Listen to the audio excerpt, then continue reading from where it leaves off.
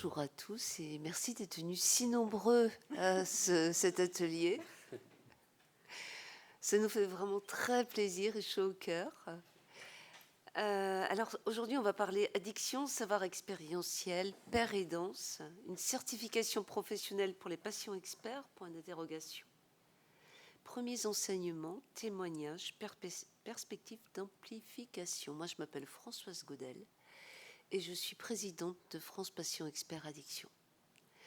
On va faire un petit tour de table et après, on va plonger direct dans le sujet. Alors, je vais vous passer la parole à tous. Hélène, on te laisse te présenter très rapidement. On fera un tour de table sur les clashs en flamme. Oui, bonjour, je suis Hélène Delacaisse. Je suis avant tout une médiatrice en santé publique à l'hôpital Marmottan depuis 23 ans et je suis administrateur de France Patients Experts Addiction. Bonjour, David Daudignon, donc patient expert au centre hospitalier de Mont-de-Marsan et aussi administrateur à France Patient Expert Addiction. Alors bonjour, je vais être un tout petit peu plus longue. Moi je suis Claudine Laspace-de-Piche, je suis praticien hospitalier à l'hôpital de Mont-de-Marsan. J'ai d'abord été médecin généraliste en campagne pendant 15 ans, après j'ai été médecin urgentiste à l'hôpital de Mont-de-Marsan pendant une douzaine d'années. Et après, du coup, j'ai été amenée à travailler en médecine interne, et donc j'ai travaillé avec l'association AIDE, notamment. Et ensuite, j'ai travaillé, donc maintenant je suis médecin addictologue. Je suis également médecin au centre de dépistage des maladies sexuellement transmissibles, et je suis également médecin au pôle d'accès aux soins. Bonjour, donc moi je m'appelle Ismaël Bournan. Donc moi je suis un agent de la fonction publique, ville de Dax, et je sensibilise pour le centre de gestion de la fonction publique, le CDG 40, dont je remercie son directeur d'être là, Raphaël Breton, et je suis patient expert en addiction. Oui, alors bonjour, moi je suis Alain Desjours, donc je suis patient expert addiction. Je suis responsable de la formation dont on va vous parler un petit peu. Et puis avant j'étais à la coordination de ce projet et j'ai passé la main à Julie Ruffly qui assure maintenant le rôle de chef de projet. Avant qu'on plonge complètement dans le sujet, vous avez vu, il fait grand vent aujourd'hui. Je vais refaire un tour de table et vous allez tout de suite comprendre ensuite pourquoi. Qu'est-ce que vous faites dans la vie ou qu'est-ce que vous faisiez dans la vie à part patient expert addiction, dites Alain? Alors moi j'ai été prof d'allemand, j'ai été prof d'informatique pour des enseignants, j'ai été consultant en formation et en numérique pour des entreprises, c'est là que j'ai appris à aimer les métiers.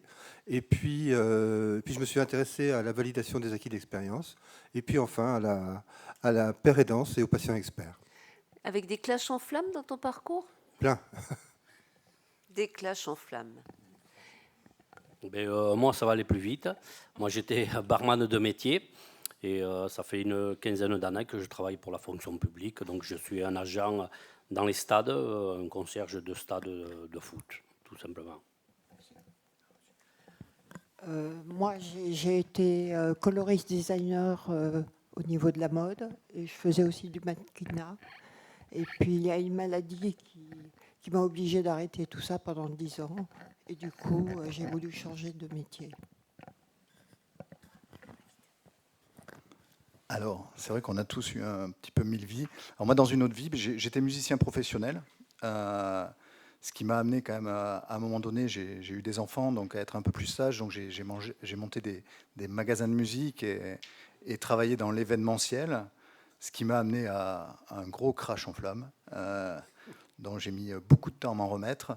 Et après, pour revenir dans le match, j'ai découvert le monde du chocolat, et à 45 ans, comme j'avais mis plus de 6 ans quand même à me sortir de cet enfer de l'alcool, je me suis dit, il faut faire quelque chose. Et là, j'ai découvert France Patient Expert Addiction. Donc, formation, parcours, donc on vous expliquera. Et me voilà aujourd'hui. Voilà, moi je suis psychologue de formation, j'ai fait 1001 métiers. Et je suis tabacologue aussi. Je n'ai pas eu de crash en flammes. Et vous non plus. On en a un qui a eu un gros crash en flammes. Voilà. On y reviendra tout à l'heure. Pourquoi je vous raconte ça?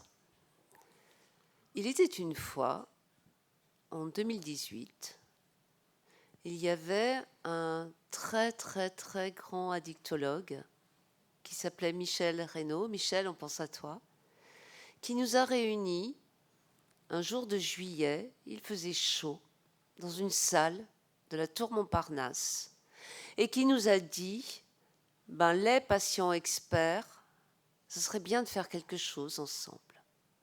On s'appelait les patients parce qu'on représentait chacun une association de patients. Oh, il y avait les classiques, Vie libre, alcoolique anonyme, SOS hépatite, je ne fume plus, que je représentais, etc., etc. On était nombreux, alors on se regardait. Il a pris quoi celui-là? Elle a pris quoi celle-là? On ne se connaissait pas, on fonctionnait en silo. Et ce grand monsieur-là, il nous a appris à travailler ensemble. Et il nous a appris, il nous a accompagnés pour nous poser les bonnes questions. C'est quoi la pérédance? C'est quoi qu'on fait tous les jours? Quelles compétences on met en avant? On s'y intéressait de plus en plus sans y intéresser. C'est sympa d'avoir son patient expert dans un service. Il témoigne. Il peut accompagner de temps en temps un patient, mais pas trop loin. Et puis on ne sait jamais au cas où il rechuterait. C'était ces grandes questions-là, vous voyez. Alors on a travaillé. On a travaillé autour de l'idée d'une certification patient expert addiction. Alors c'était quoi ce truc-là? C'était de se dire, mais qu'est-ce que c'est un patient expert addiction? Père aidant, médiateur père santé, vous mettez le mot que vous voulez.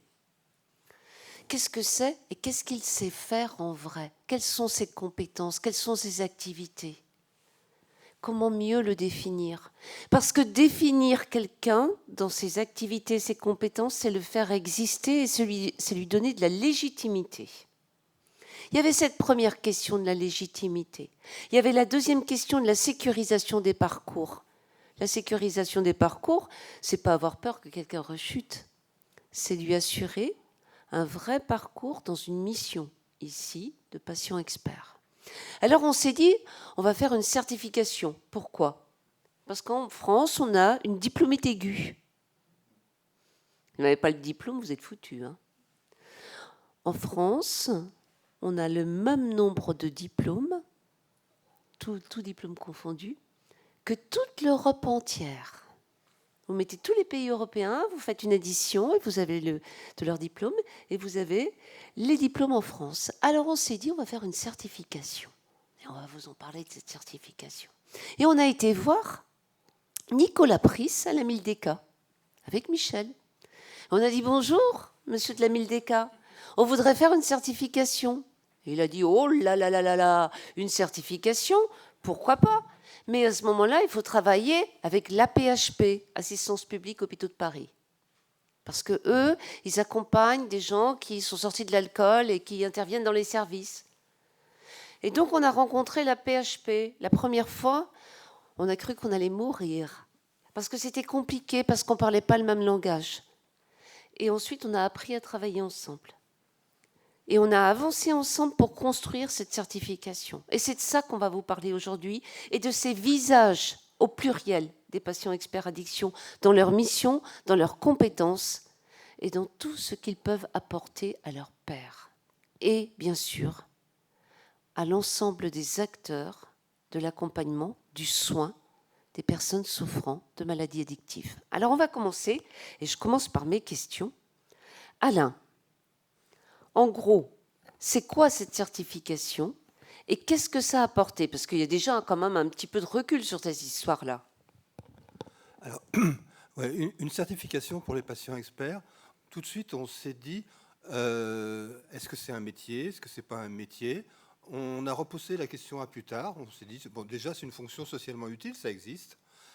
Et on s'est dit aussi, c'est une activité en fait, c'est pas comme, je sais pas, pilote de ligne, coiffeur, infirmière, c'est pas un truc qu'on a rêvé de faire tout petit, patient expert. C'est quelque chose qui est arrivé par des accidents de la vie ou par des bonheurs de la vie, on ne sait pas. Mais c'est basé sur l'expérience. Alors, on s'est intéressé, parce qu'on avait aussi travaillé un peu là-dessus, à la validation des acquis de l'expérience.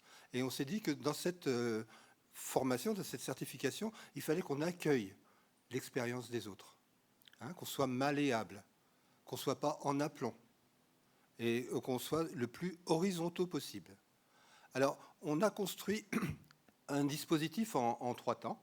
Un dispositif où on a d'abord ce qu'on appelle une recevabilité, hein, c'est-à-dire qu'en fait, il y a un jury qui est paritaire, qui est composé de patients experts, qui est composé de professionnels de la dictologie, d'employeurs de patients, de pères aidants.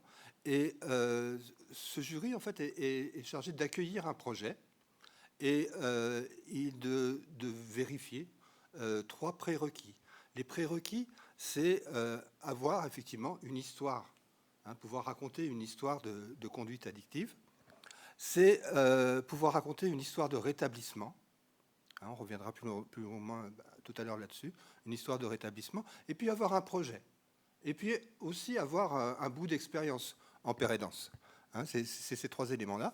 Et à partir de là, eh bien, le jury fabriquait, en fait, sur mesure, ça s'appelle des préconisations, la formation, la suite, les compléments d'expérience qui correspondaient bien aux patients experts. Alors, ça a été évalué, hein, ce travail a été évalué, on a travaillé dessus pendant 3 ans, par l'équipe d'Emmanuel Jouette au laboratoire de santé mentale du GHU Paris. Et donc elle a fait des entretiens, enfin ils ont fait des focus group avec les professionnels, avec les patients experts.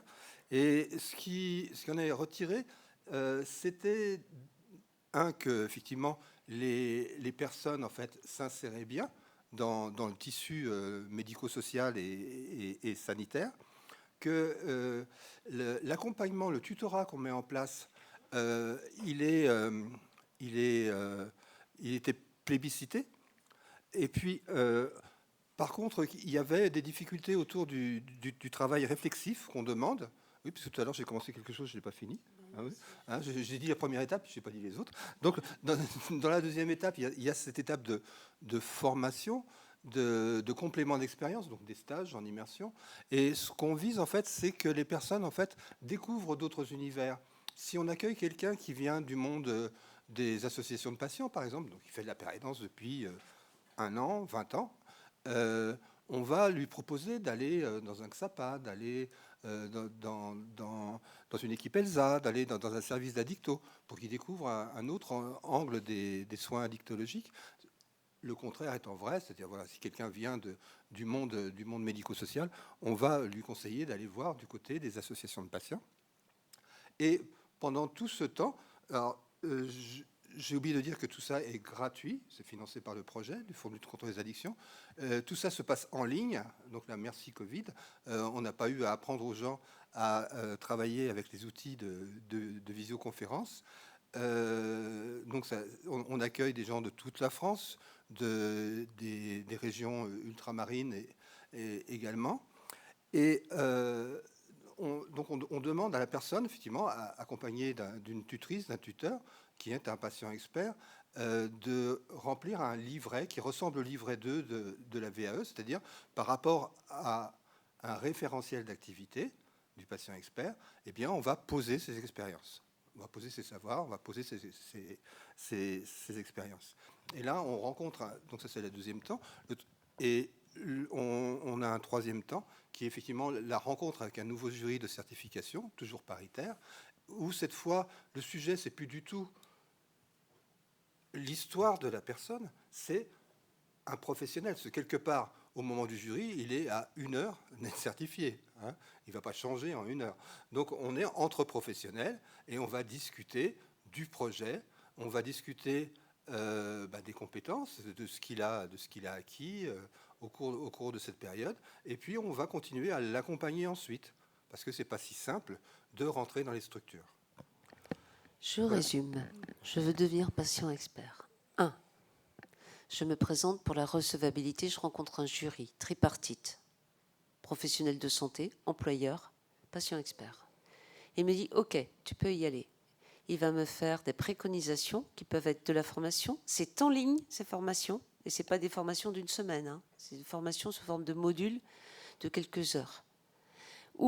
Et de l'expérience, donc du stage. Je vais me faire accompagner par un tuteur pour réfléchir à mes compétences. Qu'est-ce que je suis comme patient expert, hein, en vrai? Qu'est-ce que je veux faire? Quel est mon projet? Où est-ce que je peux aller? Qui je peux contacter, etc. hein. Et ensuite, je vais passer devant un jury de certification. C'est bien ça, C'est ça. qui va m'octroyer la certification patient expert addiction. OK. Concrètement, Hélène, toi, ça fait très longtemps que tu es patiente experte, on va dire, ou père aidante, ou médiatrice expert santé, enfin, on dit tout ce qu'on veut autour de ce mot-là. Est-ce que tu peux me dire ce qui a changé depuis toutes ces années où tu exerces à Marmottan?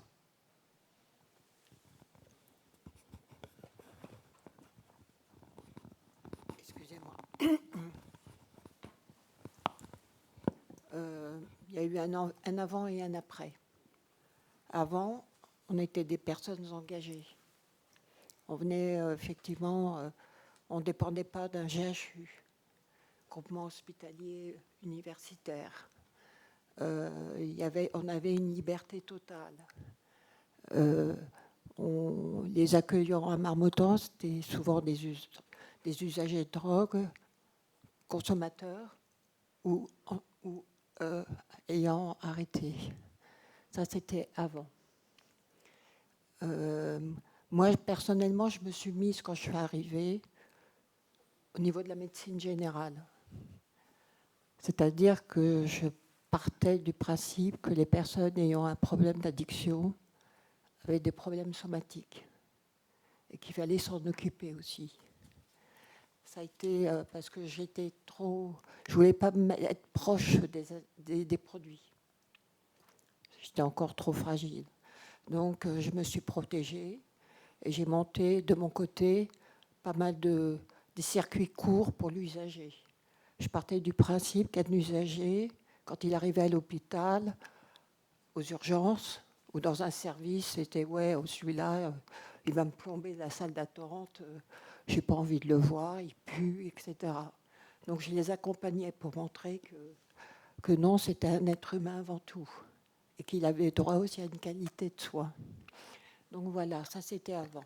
Après, effectivement, il a fallu que je fasse quand même un pseudo coming out à Marmottan pour leur dire ce que j'avais pris avant. Parce que les gens s'en doutaient, mais ne le savaient pas. Donc c'est là où j'ai passé ma certification de patient expert. Et maintenant, je me rends compte qu'on rentre dans un truc où il y a moins d'engagement, où comment les accueillants reçoivent, mais ça, Albert pourra en parler un peu plus, mais j'ai pas mal de craintes parce que bon, GHU est parti sur le projet du directeur, c'est d'employer un médiateur santé-père dans chaque service, ce qui en fait beaucoup, sur des grilles de salaire qui ne correspondent pas du tout par rapport à notre savoir. Donc je trouve que il y a une sorte, pas de maltraitance, mais de non-reconnaissance totale. Et qu'est-ce qu'il y a d'autre? Ce que je remarque, on est plutôt là, nous, au centre du patient. C'est l'usager qui nous intéresse. Quelquefois, j'entends dans les réunions de service, oui, ce patient bipolaire. Non, c'est pas comme ça qu'on présente un patient. Ça se dit pas. Ça se dit pas. C'est un être humain avant tout. C'est pas un schizophrène, un bipolaire, etc. Donc, on est là aussi pour remettre du sens et de ne pas oublier que le patient, c'est grâce au patient qu'on est là, que l'hôpital fonctionne. C'est pas le contraire. Sans patient, un hôpital ne fonctionne pas. Un XAPA ne fonctionne pas, etc. Qu'est-ce qu'il y a d'autre? Je pourrais vous en parler pendant 2 heures. Je travaille beaucoup dans la démocratie en santé aussi. C'est important. C'est très important. Elle a été, malheureusement, pendant le Covid, maltraitée. Et que cette démocratie en santé, si vous la lisez, il y a tout. Et donc, il y a aussi, on peut dire, un peu les fonctions du patient expert aussi, dans la démocratie en santé. C'est les droits et les devoirs. C'est ce que je fais tout le temps, quand il y a un nouveau. Vous avez le droit de faire des choses, mais vous avez des devoirs envers nous. Voilà. Pardon. Merci Hélène pour cette approche générale et synthétique en même temps d'une action en hôpital. Alors je me tourne vers toi Ismaël et je voudrais concrètement maintenant, très concrètement, que tu nous racontes ce que tu fais au niveau de la prévention, de l'accompagnement et de l'orientation dans la fonction publique territoriale. Tu nous as dit que tu avais été serveur, que maintenant tu es gardien de stade et tu es patient expert addiction. Qu'est-ce que vient faire, mais concrètement, hein, on reste très, très terre à terre parce que je sais que vous avez besoin de savoir ce que font concrètement les patients experts. Qu'est-ce que tu fais dans ta fonction de patient expert? Donc, en tant que barman, plus près que moi, du liquide ou du produit, il n'y avait pas. Et donc, pendant des années, j'étais barman et après, je suis tombé dedans. Donc, je suis tombé dans l'alcool. Et il y a une dizaine d'années, je me suis soigné. Et je suis, donc, il y a à peu près 15 ans que je suis rentré dans la fonction publique. Et il y a une dizaine d'années où c'est que je me suis vraiment soigné. Et de là, j'étais dans une association parce que j'ai vu que dans la fonction publique, ce que je connaissais, je sais que maintenant c'est dans le monde du travail où c'est qu'il y avait beaucoup d'agents touchés par les addictions. Donc moi j'en ai beaucoup souffert et j'en ai fait beaucoup souffrir mon entourage et je me suis dit on ne peut pas rester comme ça, il faut aider les gens. Donc moi j'étais à l'époque dans une association d'anciens buveurs qui s'appelait Vie Libre sur Dax. Donc j'étais avec eux, j'allais dans des cliniques pour faire des groupes de parole. Et malheureusement, manque de personnes, ça a dû fermer, cette association. Et je me suis retourné vers France Patient Expert, tout en commençant à travailler avec le centre de gestion de la fonction publique. Je ne sais pas si vous connaissez ce que c'est que les CDG. Il y en a un par chaque département. Et il y a le service médecine. Donc moi, je travaille avec le service médecine. Qu'est-ce que tu fais concrètement avec le CDG? Alors concrètement, je sensibilise les agents dans les collectivités territoriales. Donc nous, on avait mis avec le CDG en place, on fait par groupe de 15 personnes, 15 agents, et on le fait avec une mutuelle. C'est-à-dire que la mutuelle, c'est la MT pour ne pas la nommer, c'est celle des territoriaux, fait pendant 1 heure les diapos, la conduite, le téléphone, l'alcool, un quiz, un tapis avec des lunettes de simulation, je ne sais pas si vous connaissez, comme si on avait bu. Et après, moi, de par mon parcours d'ancien malade d'alcool et dans la fonction publique, je les sensibilise. Et quand il y a des agents qui sont touchés, malheureusement, on leur distribue un flyer. Et quand il y a des agents qui sont en difficulté, parce que nous, avec le CDG, on a été plus loin, il y a les agents, mais derrière, il y a les familles. Et ça, il faut savoir que c'est la grosse souffrance. Tout le monde le sait, la personne en souffre, mais les familles en souffrent derrière. Donc, qu'est-ce que peuvent faire les agents? Eh bien, il y a mon numéro de téléphone, il y a mon adresse mail, il y a le CDG, le numéro de téléphone du service médecine. Et les personnes peuvent nous appeler en toute discrétion. Et nous, moi, je les bifurque vers les addictologues, ce qui leur permet de continuer à pouvoir, si c'est possible, continuer à travailler parce qu'il n'y a rien de pire que se désocialiser, c'est-à-dire se retrouver tout seul à la maison, et là, on s'alcoolise un peu plus. Quand la personne, elle peut, elle continue, elle prend ses soins après le boulot, ce que j'ai fait moi. Ça m'a mis 3 ans, mais ça n'a pas été 3 ans de souffrance, ça a été dur au début et petit à petit, ce qui me permettait quand même de le faire en ambulatoire, d'avoir mon salaire complet, et ça enlève l'absentéisme aussi au niveau des collectivités. Donc je pense que c'est un projet où c'est que tout le monde s'en sort bien, quoi. Donc voilà concrètement ce que je fais, quoi.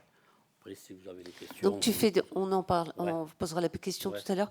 Donc tu fais de l'information et de l'accompagnement des personnes en dehors de ces réunions d'information. Voilà, tout à fait. Vers le soin. Vers le soin, c'est-à-dire que moi je fais le parallèle, quoi, avec les addictologues. Bon, comme je suis sur Dax, je connais les 2 addictologues. Après, on travaillera avec madame quand je viendrai, madame médecin, qui est médecin, quand je viendrai sur Mont-de-Marsan. Ce qui nous permet toujours, quand on a un problème, qu'est-ce qu'on fait? Parce que c'est bien de sensibiliser, c'est super. Mais quand il y a un problème, qu'est-ce qu'on fait? Et là, la solution, la personne, on sait où aller, on sait que c'est des XAPA. Moi, j'ai fait ma formation au XAPA. Donc, je sensibilise en général sur toutes les addictions, mais particulièrement l'alcool, puisque c'est celle que j'ai connue le plus, quoi. Ok, Voilà. merci beaucoup. Alors là, je vais me tourner, et dans la suite logique, vers un duo, vers David et vers vous, ma docteur Laspas. Qu'est-ce qui s'est passé, David? Raconte-nous, mais alors toujours, je veux une histoire, je veux du concret.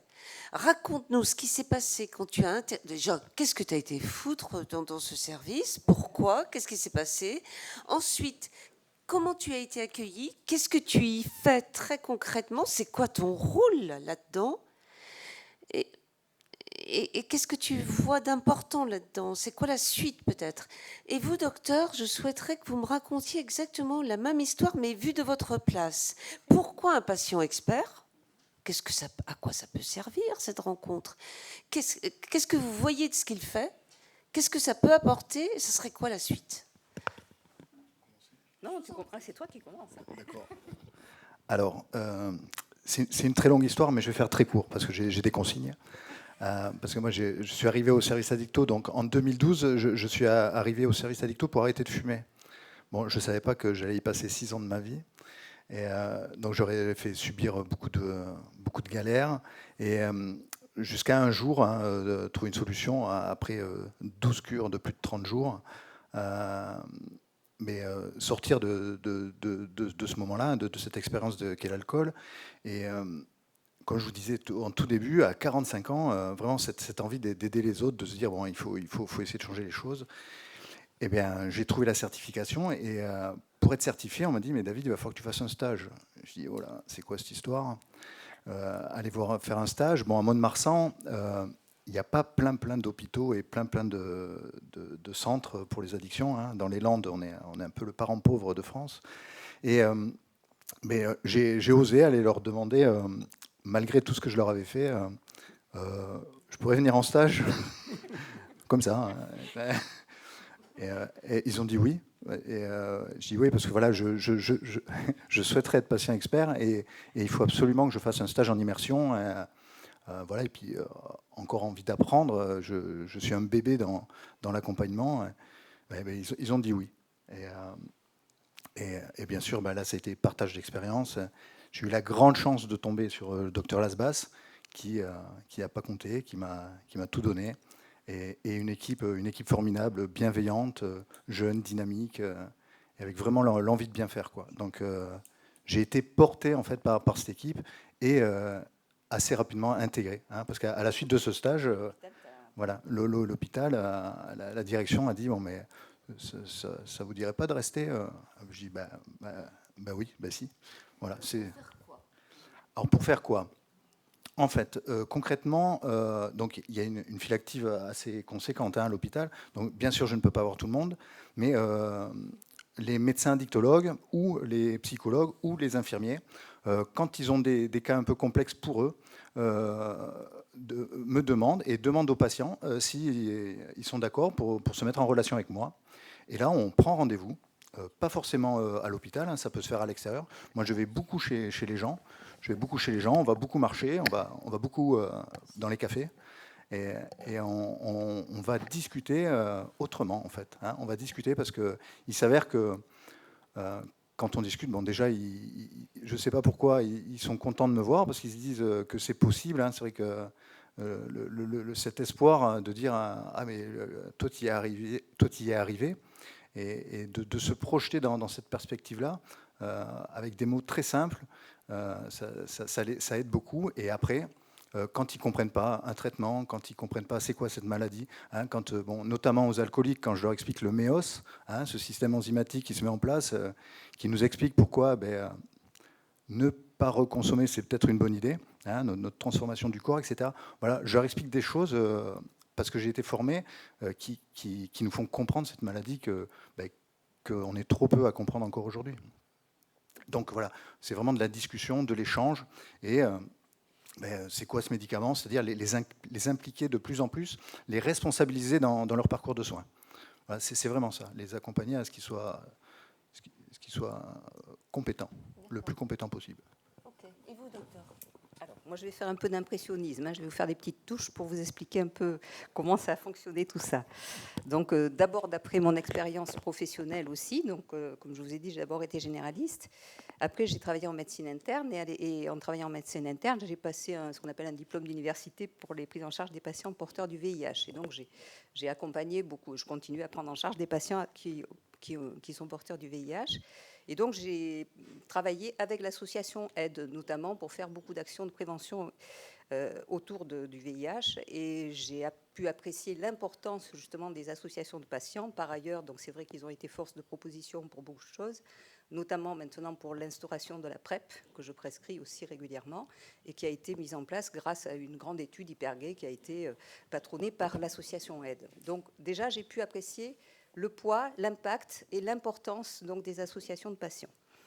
Ensuite, donc, j'ai continué ma carrière et donc j'ai travaillé ensuite en addictologie.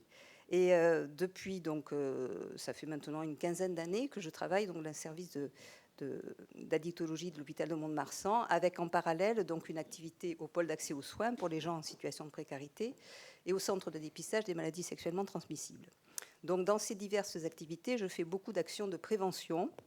Donc, on travaille beaucoup dans le milieu médico-social. Donc, je travaille avec des animatrices en santé publique et je travaille beaucoup donc sur des actions de prévention. Notamment, donc, on a un festival landais là qui pour nous est très connu, qui est dans un petit village qui s'appelle Luxeuil. C'est Musique à la rue. Donc, ça fait plus de 30 ans qu'il existe ce festival. Et on intervient toujours, on fait de la prévention, donc, et on travaille avec les bénévoles là.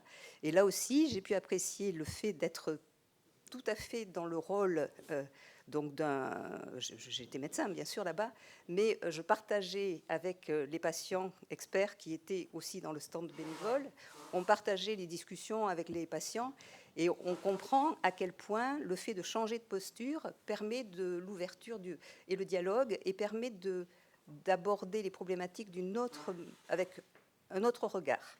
Donc ça a été ces expériences-là déjà qui m'ont portée. Et ensuite, dans le service d'addictologie de Mont-de-Marsan, depuis des années, on fait des formations destinées au personnel, donc qui sont sur des modules de 2 jours. Et nous faisons intervenir dans nos formations des associations néphalistes, donc Alcooliques Anonymes, ou Vie Libre autrefois, maintenant, donc qui a changé de nom. Et là aussi, chaque fois, ces interventions des patients remuent beaucoup les participants parce que ils remettent de l'humain à travers une maladie. Donc ça leur permet de revoir des patients qu'ils ont vus passer aux urgences, qu'ils ont vus passer en situation de crise, qui les ont beaucoup agacés, qui les ont désespérés, sous une humanité qu'ils redécouvrent et qui les émerveille souvent. Parce que c'est vrai que les parcours de vie des gens qui ont des addictions, c'est pas à vous que je vais l'apprendre, sont parfois exceptionnels, avec des souffrances énormes et avec des possibilités de récupération aussi, tout aussi énormes. Et de ce fait, il était tout à fait naturel que nous intégrions justement David, qui, comme il vous l'a dit quand même, a été un patient compliqué, qui nous a beaucoup fait souffrir, ça c'est sûr, qui nous désespérait, on n'y croyait plus parfois, et bon, on a quand même fini par y croire nous aussi, et puis on a eu raison. Et donc, le fait qu'il soit dans notre équipe, alors d'une part, ça aide les patients à parler autrement, parce qu'ils parlent d'expérience, nous on parle avec notre savoir, mais la plupart du temps on ne parle pas avec l'expérience, puisqu'on ne l'a pas forcément. Et ça permet aussi de rattraper, entre guillemets, des gens qui sont sortis du soin, pour les remettre dans le soin, leur redonner espoir, en disant, parce que des fois ils n'osent plus venir nous voir, parce qu'ils voient qu'ils n'arrivent à rien, donc ils ont peur de nous décevoir, ou ils se disent on prend la place des autres, on arrête. Et du coup, si le patient expert les recontacte, leur redonne un peu d'espoir, ils reviennent après vers le soin et on arrive à retravailler ensemble. Donc il a ce rôle-là qui est très important. Après, dans une autre de mes activités, qui est le pôle d'accès aux soins, on va faire un module d'éducation thérapeutique. Donc, il a fait une formation en éducation thérapeutique, du coup, avec l'hôpital. Et il va intervenir dans cette formation, justement, auprès des patients précaires, pour pouvoir, donc, là aussi, expliquer son parcours et donner des pistes de compréhension de certaines problématiques. Voilà, j'étais un peu longue, mais... Non, c'est pas long.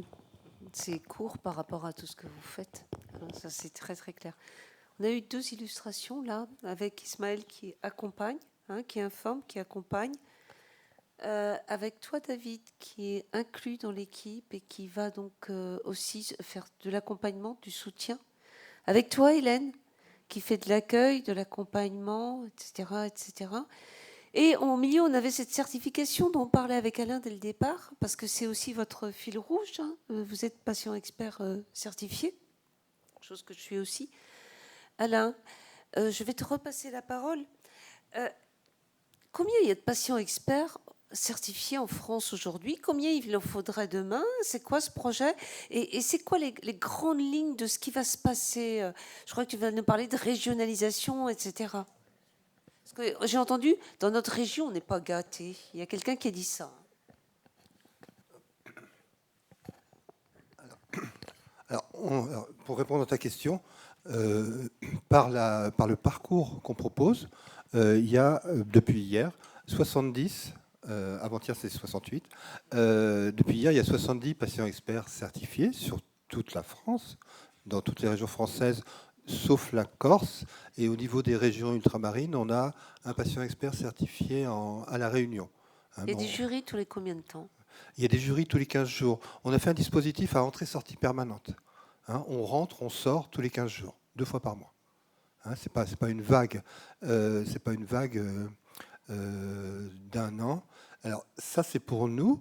Pour ce qui est de la PHP, qui est notre partenaire, ils doivent avoir une quarantaine de patients experts certifiés, mais ça dure depuis un peu plus longtemps. Et eux, ils sont sur une vague, sur une cohorte. Ils prennent une dizaine de personnes pour une année. Mais on arrive à travailler ensemble. C'est pas le même rythme, mais on arrive bien à travailler ensemble. Voilà, c'est la situation. Et l'objectif de la poursuite et l'identification, c'est d'arriver à 200, donc fin 2025, d'arriver à au moins 200 patients experts certifiés. Et cette fois, on ne peut pas se rater. Il en faudra aussi à Mayotte, il en faudra en Guyane, il en faudra aussi en Corse. Voilà. On accueille d'ailleurs notre première candidate recevable là, en Corse ces jours-ci.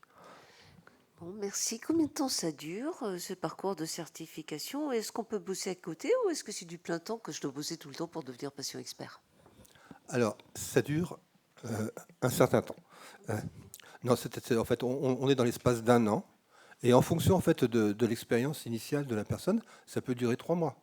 Parce qu'en fait, les préconisations, ça peut être juste remplir son livret de certification, compléter, faire ce travail réflexif qui est de s'approprier ses propres compétences pour pouvoir les défendre aussi. Pour défendre sa posture de professionnel de la pérédance auprès des interlocuteurs. Et je voulais juste dire en insiste que Ismaël, il travaille aussi en équipe. Quelque part, s'il est le référent addiction du CDG 40, il travaille avec l'équipe du CDG 40. Moi, j'ai mis un an pour le passer.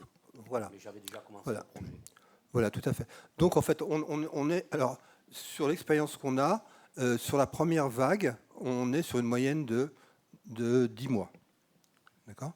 Un parcours qui dure 10 mois, mais ce n'est pas un parcours de 10 mois à plein temps, c'est 35 heures de stage. Parfois, on a besoin de 2 stages, donc ça fera 70 heures de stage. C'est du temps pour rédiger son livret.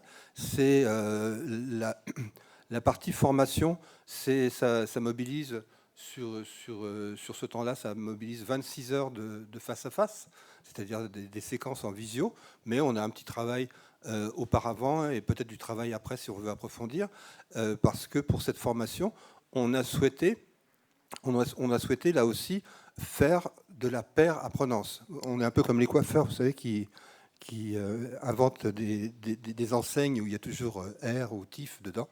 Donc nous, on met paire partout. Et donc là, c'est la paire apprenance, parce que ce qu'on a à dire, c'est que parfois, les candidats, ils en savent sur certains points bien plus que les intervenants. Donc il faut accueillir ça, parce que ça nous enrichit tous. Donc il y a un petit travail préalable, et puis il y a ce moment de rencontre. Donc ça ne mobilise pas tant de temps que ça sur une année. Alors les enjeux et les perspectives. J'ai prononcé le mot régionalisation. C'est quoi cette histoire? Alors ce qu'on a vu, c'est qu'au niveau du recrutement, on ne pouvait pas là aussi être en aplomb. Alors on est une association nationale basée à Paris. Bon, ce qui ne veut rien dire, parce que la présidence est en Bretagne. Moi-même, j'habite en Bretagne, mais on a la chef de projet qui est en Bourgogne-Franche-Comté. Enfin, là, on a des gens effectivement qui sont dans toute la France. Et ce qu'on a vu à travers un projet qui est d'une association qui s'appelle Je ne fume plus, donc plutôt centré tabac, qu'elle a mené avec l'ARS Bretagne, mais pas sur le tabac, mais sur toutes les addictions, que la région, c'était le bon niveau, hein, le bon niveau pour pouvoir faire travailler ensemble des professionnels et des pères aidants, pour pouvoir repérer les réseaux, parce qu'il y a des réseaux de patients, mais il y a aussi des réseaux d'addictos. Hein, des fois, il y a des associations d'addictos qui sont régionales ou qui sont locales. Tout ça, il faut pouvoir le repérer pour pouvoir travailler ensemble. Des fois, dans des régions, et c'est le cas ici, là, en Nouvelle-Aquitaine, on a la Coréade, hein, qui fait une animation globale sur les addictions. Dans les Hauts-de-France, c'est HDF Addiction, mais dans d'autres régions, ça n'existe pas. Donc, il faut arriver à travailler tout ça. Et puis, c'est quelque chose qu'on n'avait pas fait jusqu'ici, à la fois parce que on avait un peu peur de les rencontrer, et puis ils étaient bien occupés avec le Covid, c'est rencontrer la tutelle, rencontrer les ARS. Parce que les ARS sont bien au courant de ce qui se passe sur leur territoire. Et donc notre nouvelle chef de projet est issue elle-même de ce réseau ARS, a travaillé jusqu'au mois de mai dernier à l'ARS de Bourgogne-Franche-Comté. Donc elle sait leur parler. Elle connaît le nom des budgets, elle connaît l'organisation des services. Et ça permet de mobiliser non seulement le médico-social, mais aussi la précarité, mais aussi la santé mentale, mais aussi tout ce qui va concerner le handicap, de façon à ce que ces gens se parlent, parce qu'ils sont dans le même bâtiment, mais ils ne se parlent pas, ils sont sur des budgets différents, se parlent et se disent, y compris au cours de la réunion, « Ah, bah tiens, tu as un budget, on peut échanger. » Voilà, on découvre des choses dans ces réunions avec les ARS.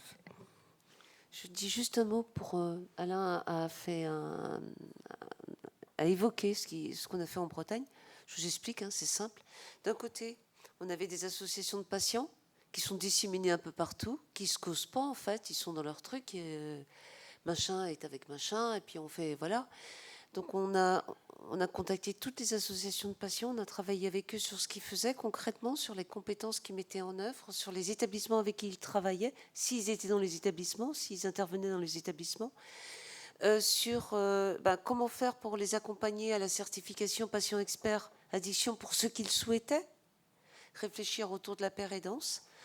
Et puis les faire se rencontrer entre eux, qu'ils discutent entre eux.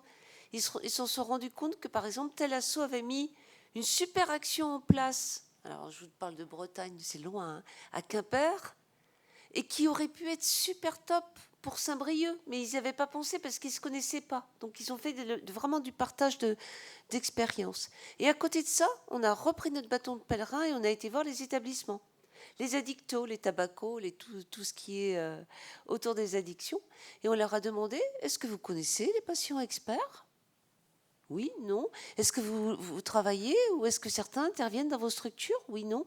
Est-ce que vous avez des besoins en patients experts en addiction, compétences patients experts ? Oui.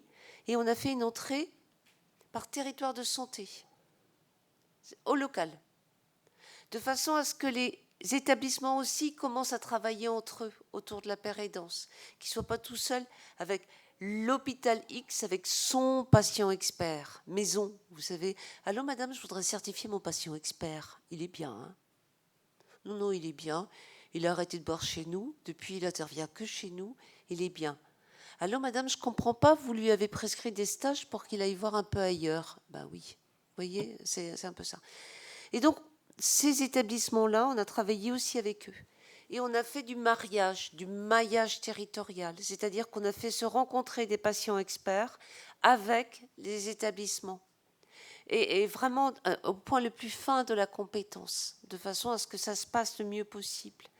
Et aujourd'hui, on travaille sur les conditions d'employabilité des patients experts addiction, en créant des outils pour ça, et en regardant quels financements peuvent être sollicités pour intégrer un patient expert. Parce que c'est bien joli d'intégrer un patient expert, mais encore faut-il que les équipes soient OK, qu'il y ait de l'acculturation, on va en parler tout de suite, et etc., etc. Il y a plein de choses à voir. Alors, on va continuer nos questions.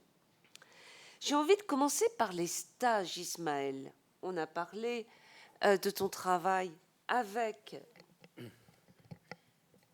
les équipes aussi. Alain l'a redit là tout de suite, hein, avec le centre de gestion. Tu n'interviens pas tout seul. Et c'est quoi cette histoire de stage? Ça a été efficace pour toi, ce stage? Oui, moi j'ai fait une formation, enfin un stage en immersion au XAPA des Landes, donc Dax, Mont-de-Marsan. Moi, ça m'a permis de connaître, bon, je connaissais l'alcool parce que malheureusement j'étais tombé dedans, mais ça m'a permis de connaître toutes les autres addictions. Et c'est ce qui me permet, quand je sensibilise les agents, quand il y a des questions, de savoir aussi de quoi je parle, quoi. Et ça, c'est quand même assez important quand on est avec des professionnels. Bon, moi, ça m'a fait aussi permettre de connaître les addictologues.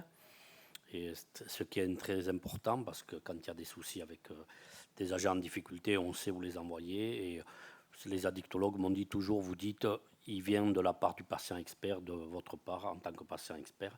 Et ça permet de faire le lien avec l'addictologue aussi. Donc on avance plus vite dans les soins, quoi.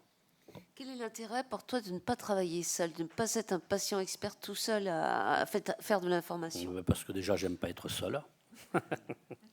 Non, après, c'est super important. Moi, je vois avec le CDG, je suis super content parce qu'on travaille avec déjà tous les médecins, les assistantes sociales, toute la prévention, et ça, c'est super important. C'est-à-dire, pour vous citer un exemple, je vais venir à Biarritz, je vais rencontrer le service prévention à Biarritz, un exemple. Donc, je vais leur expliquer le projet, comment on va sensibiliser les agents.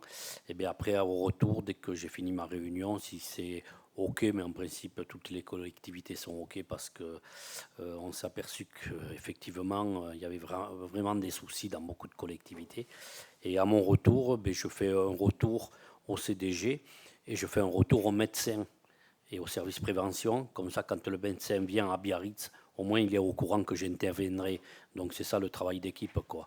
Et après, bon, quand il y a des agents en difficulté, on est toujours en contact avec le médecin qui s'occupe de la collectivité. Comme ça permet d'avancer un peu plus vite. David, docteur Laspace, à nouveau une réponse à double mot. Le stage, ça a été un moment important et pour toi? Bien évidemment, parce que même nous, quand moi je savais ce que je voulais faire, je savais que j'en étais capable, mais quand même, j'étais tout seul enfin, c'était dans ma tête. Donc, est-ce que je pouvais concrétiser ça? Mais voilà, mais il fallait se jeter à corps perdu dans cette démarche et bien sûr, voilà, se retrouver au milieu de professionnels et demander si ce que je fais, ce que je dis, c'est pertinent, est-ce que ça peut être utile, est-ce que c'est vraiment nécessaire, est-ce que j'en ai la capacité, et valider le fait que c'est dans mes compétences et j'en ai envie. Parce que moi je suis quand même resté pratiquement 6 mois, hein, donc j'ai vraiment eu le temps, j'ai pris ce temps long et ça m'a permis de valider que tout soit bien clair et pour l'équipe et pour moi, hein. Oui, moi, ce que je peux rajouter, c'est que ça lui a permis d'être identifié par l'équipe de manière très claire et sous sa vraie personnalité, pas par le prisme de l'addiction, bien sûr. Et en plus, donc, au cours du stage, il est passé en consultation. En fait, il nous a accompagnés avec les différents intervenants, c'est-à-dire autant avec les psychologues qu'avec les infirmiers, l'assistant social, les médecins. Donc, il a fait un petit peu le tour de toutes les problématiques liées à l'addiction. Et je pense que ça l'a aidé aussi à mieux comprendre l'ensemble des mécanismes et l'ensemble des difficultés que nous avions nous à gérer et dans lesquelles il pouvait apporter justement son éclairage complémentaire. Hélène, tu nous as parlé de tes activités tout à l'heure. Est-ce que tu peux nous parler, s'il te plaît, de l'importance pour toi de travailler en équipe à Marmottan?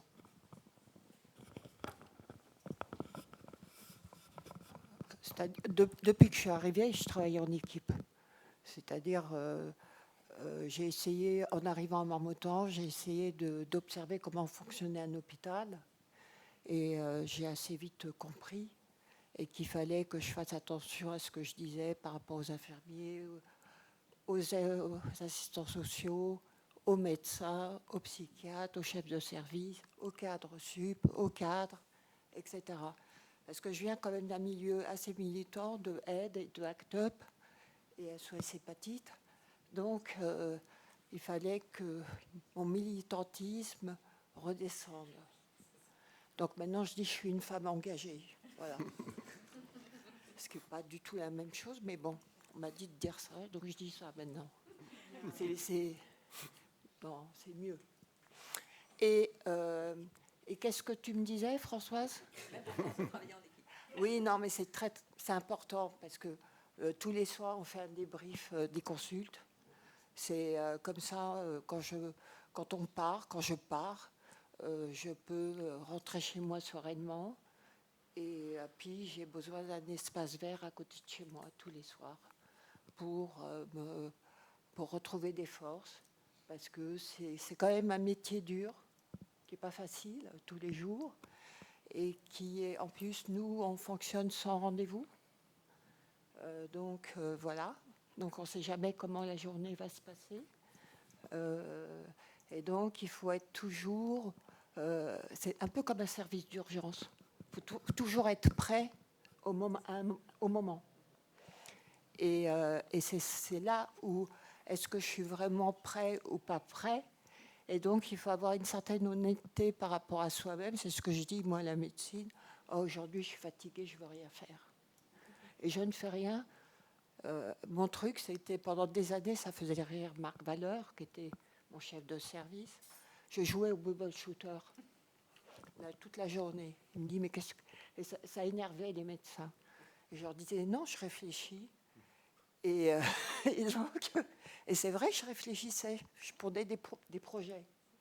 Et parce que j'avais besoin de ça aussi. Il faut savoir... voilà, mais je te dis ça, Françoise, parce que j'ai de l'expérience et que je n'ai plus rien à perdre au niveau de ma fonction, tu vois. Je suis toute jeune, Voilà. j'en ai pas. Vas-y, Et que...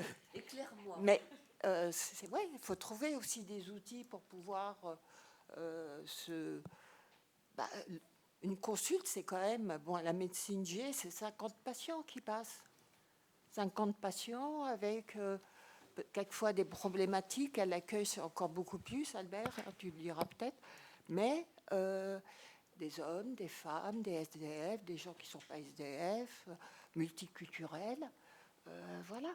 Donc, des hommes qui ont la soixantaine, d'autres qui ont 18 ans, tatoués, pas tatoués, qui prennent des 3MC, d'autres de la coke, du GHB, à l'alcool. Donc il y a une diversité complète. Il y a aussi des gens qui sont en transformation. Donc il faut pouvoir aussi... ça n'a pas été facile au début. Donc il y a le mot genre qui est arrivé aussi. Donc voilà, faut... Et donc on est dans une adaptation continuelle. Les drogues ont évolué depuis 25 ans. Quand je suis arrivée, c'était l'héros, la coke, point barre. Les drogues illicites, je parle. Puis maintenant, aujourd'hui, c'est les drogues de synthèse, ça se passe sur ordinateur. Et puis c'est vraiment... ça les destroy. Hein. C'est des drogues. Il y a le chemsex aussi. Donc c'est des pratiques différentes. Et on est là, on ne juge pas. Ce n'est pas notre job. Nous, on est là pour les accueillir. Moi, je suis là, si effectivement, quelqu'un qui a le chemsex et qui a pris des prises de risque, je vais lui dire, tiens, il y a des médecins, ils peuvent te prescrire pour la prochaine fois, parce que c'est un peu tard, de la PrEP. Et ça, c'est important. Nous, on a de la PrEP à Marmottan. Donc, c'est aussi anticiper et en même temps se projeter sur ce qui va se passer au niveau des drogues ou des addictions dans 2-3 ans. C'est ce que je... Voilà. Et l'importance de travailler en équipe. Tout à fait. Oui, par rapport à l'équipe, justement, à l'importance de l'équipe, justement, ça me fait penser à un épisode douloureux là, qui est arrivé il y a quelques temps, parce que David, il est parfois sollicité directement par des familles, parce que maintenant il est identifié, et donc il a eu à gérer un patient qui s'est suicidé. Voilà. Et du coup, c'est vrai que heureusement que l'équipe était là, et qu'on a pu justement l'accompagner dans ce moment qui a quand même été particulièrement difficile. Voilà. D'accord, merci. Alors, on va se tourner vers notre professeur Tournesol. Vous avez remarqué que Alain est notre spécialiste de la certification, hein, et on est là pour en parler quand même aujourd'hui. Alain, alors, je voudrais que tu sois synthétique, concret et rapide pour que tout le monde comprenne bien. Qu'est-ce que ça veut dire l'acculturation des équipes, genre mot nouveau? Ça, c'est un truc vachement important pour l'accueil d'un patient expert addiction. Qu'est-ce que ça veut dire l'acculturation des équipes? Et on a parlé de cette certification. Je voudrais savoir ce que ça veut dire le mot référentiel d'activité et de compétences. Alors, rapide, efficace et qu'on comprenne très bien. Hein. Bon. En même temps, tu me lances sur deux sujets. Rien à voir. Non, qui n'ont pas grand-chose à voir. Ouais. Alors, l'acculturation des équipes, c'est essentiel. C'est-à-dire que autour des conduites addictives, on a des représentations, on va dire populaires, qui sont plutôt autour de la stigmatisation. Qui a bu boira. Hein, donc d'abord stigmatisation et puis méfiance aussi. Peut-être, qu'est-ce que c'est? On n'est pas assez nombreux, ils veulent prendre notre place, on va faire de la santé à l'économie. On n'a pas d'aide-soignante, mais Ouais. ils nous mettent des patients, des ex-drogués. Voilà, c'est un peu le sujet. Donc on va travailler, ce travail d'acculturation, c'est de la formation avec les équipes. Alors les équipes qui peuvent accueillir un patient, parce qu'ils ont un projet autour de ça, mais aussi des équipes qui accueillent quelqu'un en stage, parce qu'on a ce souci avec les stages. C'est-à-dire que nous on essaye de faire formation professionnelle continue, c'est-à-dire nos stages sont des stages standards, un peu comme les stages de Pôle emploi, hein, c'est formaté, et on est censé, des stages en immersion, des stages de découverte, et on est censé, dans ces stages de découverte, en fait, avoir un tuteur de stage qui exerce déjà ce métier. Alors là, on est un peu embêté.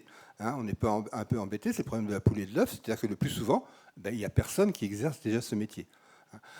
Et donc, il y a des établissements qui vont refuser, par exemple, Paul Brousse, à Paris, dit on ne prendra pas de personnes en stage tant qu'on n'aura pas de patients experts. Par contre, ils s'occupent actuellement de recruter des patients experts. Et après, ils prendront des personnes en stage. Et puis d'autres qui osent la découverte. Donc c'est une découverte dans les deux sens. Hein, c'est-à-dire que le patient expert en formation découvre un nouveau milieu et l'équipe va découvrir ce que fait un patient expert. Mais Qu'est-ce que ça veut dire l'acculturation des équipes alors?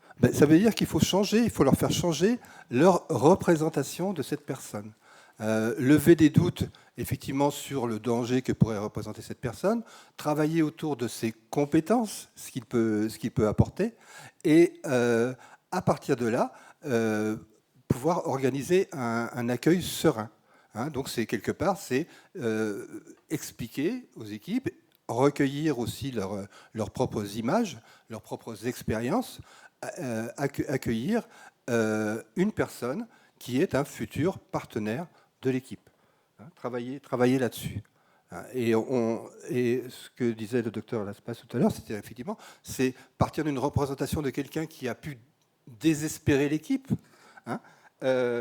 Moi, je me rappelle d'une addictologue de Saint-Brieuc qui disait, parlant d'un patient expert qui est maintenant certifié, c'est un type, il était nu dans les couloirs, il pissait partout. On ne savait pas quoi en faire. Hein, et maintenant, il est dans l'équipe. Hein, c'est une autre personne. C'est dissocier effectivement une forme de pathologie de la personne. Hein. Donc c'est ça l'acculturation, c'est ça ce travail d'acculturation, et c'est vraiment essentiel. On voit par l'expérience que ça se passe mieux dans les équipes quand on a fait ce travail préalable d'acculturation. Hein, c'est moins dangereux. Alors maintenant, le référentiel de certification, voilà, c'est le deuxième sujet. Alors qu'est-ce que c'est un référentiel de certification? C'est simplement lister un certain nombre de compétences clés qui représentent l'activité d'une personne qui exerce un métier, une fonction. C'est pas un référentiel de formation. Hein. C'est pas des sujets de formation. C'est bien c'est une liste d'activités que réalise un professionnel dans le cadre de son métier. C'est simplement ça. Donc on a fait un gros travail basé sur un livre blanc qu'avait fait la Camérup auparavant, basé sur nos échanges avec des soignants, avec des patients, nos échanges avec nos partenaires de la PHP. Et on a fait un référentiel en 7 points. Alors je vais vous les lister quand même, mais juste par des mots-clés. La première activité, c'est une activité d'accompagnement, accompagner quelqu'un. Le deuxième point, c'est travailler en sécurité émotionnelle. Donc, ce n'est pas parce qu'on n'est pas une personne fragile, a priori, qu'on n'a pas le droit à sa propre sécurité émotionnelle. Et donc là, on va rappeler aussi le droit du travail. On va rappeler ce qu'est la santé au travail aujourd'hui, la responsabilité de l'employeur, qui doit organiser la sécurité mentale et physique de ses employés. Et puis, la troisième activité clé, c'est l'orientation, pouvoir orienter les personnes et faire de la prévention. La quatrième, c'est effectivement ce travail en équipe. C'est donc apprendre, si on ne le sait pas déjà, à travailler avec une équipe pluridisciplinaire. Travailler aussi sur le quatrième point, c'est sur la posture. Donc, c'est l'accompagnement au changement, donc la posture d'accompagnement au changement. Donc, cette fois avec des aspects qui peuvent être de l'éducation thérapeutique, qui peuvent être des TCC, enfin voilà. Et puis, un sixième point, c'est enseigner, pouvoir former.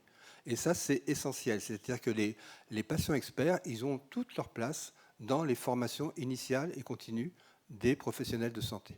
Depuis 2019, le Code de la santé a changé et à l'article 1 du Code de la santé, pour ce qui concerne les formations, il y a l'exigence de la présence de patients et d'usagers. Et ils ne sont pas là pour témoigner, ils sont là pour former, c'est-à-dire transmettre les compétences et l'intérêt de la présence de patients experts dans les équipes. Et donc, effectivement, autant pour les professionnels de santé, autant les prendre au berceau. Donc, c'est tout l'intérêt en formation continue. Et le dernier point, c'est la démocratie sanitaire au niveau des établissements. C'est-à-dire que le patient expert, il a son mot à dire dans le projet de soins, il a son mot à dire dans l'organisation. Et on a là l'exemple de Pascal, qui est président, qui est un père aidant et qui est président d'un XAPA. Donc on a toute notre place dans l'organisation des structures. Voilà. Merci Alain pour ces éclaircissements qui sont extrêmement intéressants puis importants pour bien comprendre c'est quoi ce truc de certification qu'on tourne autour et qu'on réussit vraiment à habiller de mieux en mieux avec le temps qui passe. Il y a des mots que j'ai entendus. Il y a les mots sécurité émotionnelle, le mot rétablissement, parce qu'on sait bien que c'est ça aussi un des nœuds. Ouais, mais c'est un ex-drogué, comme je disais tout à l'heure. Et s'il rechute, et s'il arrive complètement bourré au boulot, comment on fait On ne sait jamais, Voilà. Alors, mesdames, messieurs, j'ai une question toute simple. Est-ce qu'un patient expert addiction, on peut dire qu'il se rétablit ? Est-ce que ça reste et ça demeure une petite chose fragile dont on doit se méfier et prendre soin ? Ismaël, tu commences ? Alain va te passer. Ouais, dans mon cas, moi, je suis soigné, même si on dit qu'on n'est jamais soigné. Mais bon, pour moi, ça se passe bien. Et le fait de sensibiliser, ça m'aide aussi. Donc, de mon côté, pour moi, ça se passe bien, quoi. Il n'y a pas de souci, quoi. Après, moi, ce que je dis et ce que je disais toujours, c'est que moi, mon cheval de bataille, qui est celui de tout le monde, dans le monde du travail, pour moi, il y a une loi, il est strictement interdit d'arriver alcoolisé sur le lieu de travail. Donc, c'est sur ça que moi, je travaille. Et quand on arrive déjà à mettre cette barrière, il n'y a plus de gens alcoolisés sur le lieu de travail, je peux vous dire que déjà, on a fait un grand pas. Et après, ceux qui ont des problèmes d'alcool, là, on travaille avec eux, on les amène vers les soins. Voilà. Merci Ismaël. Alain, est-ce que tu es une petite chose fragile ? Non, je crois pas. Enfin, on a parfois des surprises, mais non, je crois pas. Et en fait, pour moi, pour nous, en fait, le patient expert, c'est un acteur des soins. hein. Et en ça, il relève du droit commun. C'est-à-dire à partir du moment où il est intégré dans l'équipe, il n'a ni plus ni moins que les autres le droit aux ressources de l'employeur pour protéger ses salariés, pour protéger ses collaborateurs. Ni plus ni moins. Voilà. On doit vraiment se tenir à cette règle-là du droit commun. C'est un travailleur comme un autre, un salarié comme un autre quand il est salarié. Le droit du travail est là, comme l'a dit Alain, et nous ne notons pas le nombre de conduites addictives que nous pouvons observer parmi les professionnels de santé, hein, qui sont aussi des petites choses très fragiles parfois. Hélène, tu es une petite chose très fragile, toi? Non, non, bah, j'ai beaucoup de recul. Hein. Non, bon, tu m'as devancé, mais c'est vrai que là, je viens de lire une thèse d'un psychiatre sur les addictions dans le milieu des soignants. Donc, c'est quand même un chiffre hyper important. Et donc, bon, bah, il faut déjà qu'ils balayent devant leur porte, hein, aussi. Voilà.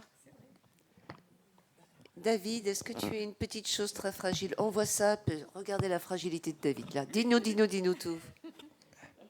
Et bien, quelque part, alors, il y a une phrase qui est géniale qu'on m'a apprise, c'est une alcoolique anonyme qui m'avait dit ça. Alors, je n'ai plus l'épée de Damoclès au-dessus de la tête, mais le verre reste à la même distance. C'est-à-dire que tant que je ne touche pas au CH3, CH2, OH, je suis très bien, je suis en forme et je ne suis pas malade. Mais si un jour je vais vers ce produit, j'aurai des difficultés. Donc moi j'aime bien, rétabli, dans le rétablissement, peu importe, je reste humble. Mais en tout cas aujourd'hui ça va très bien et je pense que ça va être comme ça pendant très longtemps. Mais il faut rester humble. C'est quelque chose de très important, mais je crois que tous les ex-addicts ont cette conscience d'une certaine... de cette humilité, tout simplement. Alors, on parle aussi du treatment gap. On dit les patients experts, c'est vachement bien, parce que ça permet aux gens d'aller consulter plus vite, enfin d'être plus vite pris en charge. Hein, voilà, parce qu'il faut attendre pour être pris en charge. Et là, je vais donner la parole. Viens, petit, viens. Viens. Et parce qu'il faut... Ouais, un micro. Viens nous parler. Un jour, tu as raconté une histoire comme ça, et moi j'aimerais bien, et moi ça m'avait marqué l'histoire de ce patient expert, il s'appelle Albert, il travaille aussi à Marmottan avec Hélène, et quand il avait raconté cette histoire, moi ça m'avait marqué, parce que je m'étais dit, là il y a quelque chose du sens, du rôle du patient expert, et ça va en lien avec cette certification dont on vous parle. D'accord, alors autant que je m'en souvienne. Le treatment gap. Moi, je voulais répondre un jour, tu es arrivé et... Je voulais répondre à la question d'avant. Mais réponds à la question d'avant, vas-y. Donc oui, moi, je me considère encore comme une petite chose fragile. Heureusement, j'ai mis en place beaucoup de choses. Depuis 12 ans que je suis sorti des addictions, j'ai mis beaucoup de choses en place. Mais quelque part, je considérais que ça serait ne pas comprendre quelque chose à ce qui m'est arrivé quand même pendant 33 ans. J'ai du mal à croire que ce soit complètement un hasard si je n'étais pas en train d'essayer de réparer quelque chose qui est continuellement en train de se réparer. Mais ça, c'est ma condition humaine, ce n'est pas juste ma condition de dépendant. Donc pour te répondre sur le treatment gap, alors ça n'a pas, la place des patients experts n'ont pas accéléré ma venue vers la demande de soins. Par contre, à partir du moment où je suis allé demander du soin, j'ai rencontré un patient expert et là ça s'est enclenché, mais la personne elle a été magique. Ça s'est enclenché dans la demi-heure quoi. Je me suis identifié tout de suite à elle, c'était incroyable, j'avais l'impression qu'elle me comprenait de l'intérieur, donc j'ai eu une confiance incroyable tout de suite. J'ai eu envie d'avoir ce qu'elle avait, c'est-à-dire, visiblement, elle a traversé les mêmes galères que moi où j'en étais, et elle, ça avait l'air d'aller, donc j'étais quand même là pour ça, pour venir chercher ça. Et puis alors, longtemps après, j'ai compris que la personne a donné du sens à ma vie, à tout ce que je faisais, et ça en donne encore aujourd'hui. Donc je ne suis pas juste patient expert pour l'entraide, mais il y a quelque chose aussi qui donne du sens à 30 ans d'addiction et à 10 ans de rétablissement. Voilà. Donc ça a fait tout ça. Donc oui, quelque part, ça a énormément accéléré le processus pour moi de prise en charge. Voilà. Je retourne. Non, mais garde, tu peux garder le micro. Ah ouais, je pense que voilà. Ça va être intéressant. Est-ce que vous avez l'impression, docteur Laspas, que ça peut réduire ce treatment gap, justement ? Alors oui, probablement, parce qu'effectivement, comme disait Albert, c'est ça, l'identification est un processus très fort, quoi, qui permet vraiment de favoriser l'alliance thérapeutique. Hein. Et nous, souvent, en tant que professionnels de santé, même si on a la créé, cette alliance thérapeutique, d'abord, il faut plus de temps pour qu'elle se mette en place. Et puis, il n'y a pas de processus d'identification, c'est clair. Voilà, donc c'est un élément favorisant. Merci beaucoup. Alors, j'aimerais bien qu'on refasse un petit tour de table, là, comme ça. Je vais vous poser une question double. Pour vous, en quelques mots, c'est quoi la plus-value d'un patient expert? Juste en quelques mots, qu'est-ce que ça apporte un patient expert en plus? C'est un miroir. Voilà. Une capacité de non-jugement et d'empathie. Le soignant apporte le savoir et le patient expert l'être. Le fait d'être passé par là où est la personne.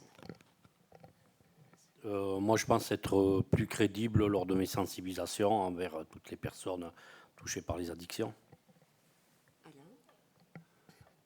Oui, c'est ce partage, en fait. C'est ce partage d'expérience, cette identification. Et puis aussi, on parle de bilinguisme. C'est-à-dire que, notamment à travers la formation, le patient expert est capable de comprendre les traitements en cours et de retranscrire avec les mots du patient ce qui lui arrive, la position d'équipe. Et dans l'autre sens, traduire auprès de l'équipe, qui peut être effectivement dans une situation d'incompréhension par rapport aux réactions du patient, traduire l'état du patient. Donc il y a cette fonction qui me semble essentielle, effectivement, de médiation. Merci Alain. C'est exactement ce dont tu parlais tout à l'heure, David. Hein? Oui, moi j'ai vraiment la sensation de pratiquer ça. Et ça aide beaucoup. Et c'est vrai que même par rapport à l'équipe, hein, quand l'équipe dit ouais, machin, enfin, on ne sait plus quoi faire, et bien moi, ça me permet d'en discuter, d'aller plus profondément en fait, avec la personne en face de moi et lui poser des questions pour comprendre pourquoi il a pas, enfin, pourquoi il dit rien au psychologue. Il va voir le psychologue, il lui dit rien. Il dit, mais pourquoi tu viens voir le psychologue? Et on va avancer plus dans le détail, quoi. Suivant le professionnel qui arrive pas, qui pense être perdu, eh bien, moi, je lui posais des questions au patient. Et s'il est d'accord, eh bien, il se lance à corps perdu et on avance. Bon, des fois, on n'avance pas. Hein.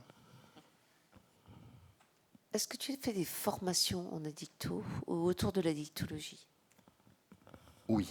En fait, je me suis beaucoup formé, notamment à la REAT à Amiens. Hein, c'est l'association de recherche et d'enseignement pour une alcoolologie de terrain, hein, qui font ça depuis les années 70, hein, qui sont partis mais au Canada, au Québec, pour voilà, comprendre un peu comment ils faisaient là-bas de l'autre côté.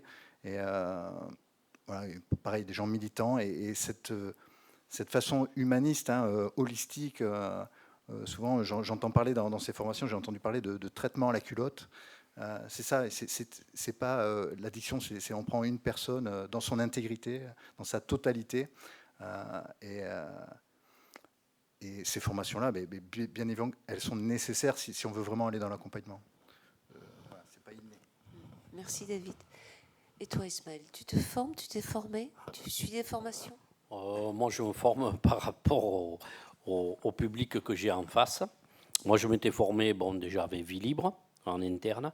Après, donc, avec le XAPA, quand j'ai fait, pas ma formation, mais bon. Et après, moi, j'apprends aussi, déjà de ma propre expérience et de l'expérience des autres, surtout. Et c'est là où c'est que je m'aperçois qu'une addiction reste une addiction, mais il y a différentes façons d'y arriver, quoi. Surtout ça. Et avec France Patient Expert Addiction aussi, j'ai beaucoup appris. Tu l'as pas dit tout de suite. Alain, tu es responsable formation justement de France Patient Expert Addiction. J'ai dit que c'était des petits modules relativement courts qui étaient proposés aux patients experts. Ils tournent autour de quoi? Tu peux nous les citer rapide, enfin. Oui, très rapidement. Hein.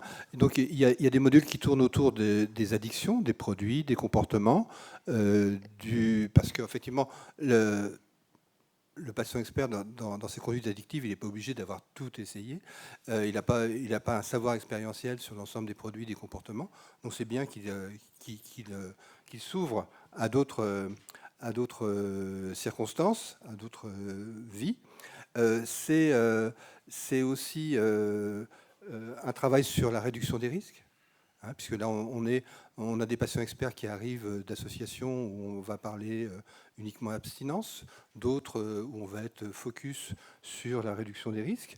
Hein, et le miracle, c'est qu'on a les deux types d'associations dans notre conseil d'administration et qu'on arrive à travailler sans problème ensemble. Sur le rétablissement, donc on va revenir à ce terme de rétablissement, alors on dit orienter, bah oui, mais pour orienter, il faut connaître le système de soins, le système d'accueil, le système d'accompagnement en France, donc, et sur son territoire, faire de la prévention. Donc autour de la prévention, qu'est-ce que c'est la prévention? Comment on peut construire une action de prévention? Quels sont les niveaux de prévention, les actions de prévention validées? La conduite du changement aussi, donc j'ai évoqué tout à l'heure, hein, donc, autour des TCC, de l'ETP. On a aussi donc sur l'enseignement, je l'ai évoqué aussi tout à l'heure, donc c'est pas le tout de dire bah oui, il faut que tu interviennes en fac de médecine, mais voilà, il faut apprendre aussi ce qu'est de la formation professionnelle d'adulte, un minimum, et puis aussi être au courant de l'organisation, de la formation des professionnels de santé. Hein, voilà. Et on ouvre aussi, ce sont des choses qui ne sont pas dans le référentiel, sur la recherche. Hein, les patients experts peuvent travailler dans la recherche, hein, donc participer à des recherches, à des designs de recherche, écrire, hein, c'est-à-dire voilà, produire des articles. Et puis aussi, ils sont tout à fait légitimes pour participer à des groupes de travail, des ARS, de la Haute Autorité de Santé, des différents organismes nationaux où ils ont tout à fait leur place. Donc, il faut leur indiquer comment on peut être candidat à ça et ce qui s'y passe. Voilà. Après, évidemment, il y a des passerelles vers d'autres domaines. Ça peut être le social, ça peut être la justice, ça peut être... Voilà. Donc, si j'ai bien compris, cette certification dont on parle dans cet atelier, c'est pas un truc comme ça qui est tombé du ciel. Hein. C'est quelque chose qui s'est construit en cohérence avec un référentiel compétences et formation, mais ça, vous savez maintenant ce que ça veut dire, qui travaille au niveau des grands champs d'activité du patient expert, les grandes lignes, hein, qu'est-ce qu'il sait faire, qui propose un parcours de formation en ligne à distance, qui propose aussi des compléments expérientiels si la personne en a besoin, et qui propose aussi, et ça c'est important, une communauté et des gens qui discutent. Parce que quand vous faites ce genre de job, vous savez très bien, la supervision, c'est quelque chose de vachement important. C'est quelque chose même d'essentiel. Donc cette communauté, elle se retrouve régulièrement en ligne pour discuter, hein, autour du tutorat, autour des activités. À la rentrée, on va monter des groupes, par exemple. Comment moi je fais pour accueillir un patient dans la structure dans laquelle j'interviens? Comment je fais pour etc. Hein, tout ce qui peut faire les activités. Donc, il y aura des échanges de pratiques comme ça, des échanges d'expériences des patients experts. Et cette notion de communauté, c'est quelque chose d'essentiel. Tu me disais, toi, David, que le fait même d'aller lire, parce qu'on a des espaces en ligne, hein, ça t'apportait beaucoup. Et complètement, en fait. Maintenant, je crois qu'on est presque 60, enfin on est plus de 70. Mais chacun amène ses articles, c'est-à-dire qu'on a dans un workspace mais les articles pertinents des autres patients experts. C'est-à-dire qu'il y a déjà une première lecture. C'est-à-dire quand je vais sur cet espace-là, je sais que ça a été déjà lu par un de mes pairs, et donc je suis persuadé que c'est très pertinent et que je peux prendre du temps à lire cet article. Voilà, on gagne du temps. En fait, c'est ça. Et il y a aussi le fait de pouvoir parler, de pouvoir s'exprimer auprès de ses pairs, auprès d'autres personnes, voire auprès de professionnels, hein, quel qu'il soit, quand on rencontre une difficulté. Et ça, je crois que c'est important. Alain, Ismaël, hein, Ouais, moi, ça m'arrive souvent d'appeler Alain. Même si, Ismaël, tu appelles Alain alors? ouais, j'appelle Alain, même s'il est souvent pris, qu'il me rappelle 3 jours après, c'est pas grave. rappelle. Je le connais à force. Il rappelle. Et il y a effectivement, il y a aussi beaucoup d'échanges autour de la problématique du dévoilement. C'est-à-dire que le patient expert, c'est le seul acteur de santé qui utilise le dévoilement de ses vulnérabilités dans sa clinique, si on peut parler de clinique. D'accord ? Et donc, il faut apprendre à maîtriser ça. Hein, c'est-à-dire, c'est pas la cour des miracles, c'est pas regarder mon moignon. D'accord ? C'est déjà dire le dévoilement, c'est moi qui l'utilise. Personne n'a le droit de me poser des questions là-dessus. Un usager peut me poser des questions, d'accord ? Mais un collègue ne peut pas me poser de questions là-dessus. Un employeur ne peut pas me poser des questions là-dessus. C'est une difficulté d'ailleurs des recrutements des patients experts, des pères aidants. On m'a appelé, voilà, il y a une grande association qui recrutait, qui avait un plan de recrutement de pères aidants, qui me disait mais comment on fait pour leur poser la question sur leurs conduites addictives? Je dis c'est très simple, vous ne posez pas la question. C'est interdit par le Code du travail. Voilà, ce n'est pas un sujet. Le sujet de la discussion, de l'entretien de recrutement, ce sont ses compétences, c'est son savoir-être, c'est son adhésion à votre projet. C'est tout. Hein, et donc c'est ça aussi, c'est cette forme de protection que permet la certification. C'est-à-dire, voilà, ça c'est fait, voilà, on en a parlé. Et puis, voilà, c'est vraiment à l'initiative de la personne, puisqu'il y a un grand appétit des autres autour d'une forme d'un côté sensationnel, voilà, du côté sensationnel.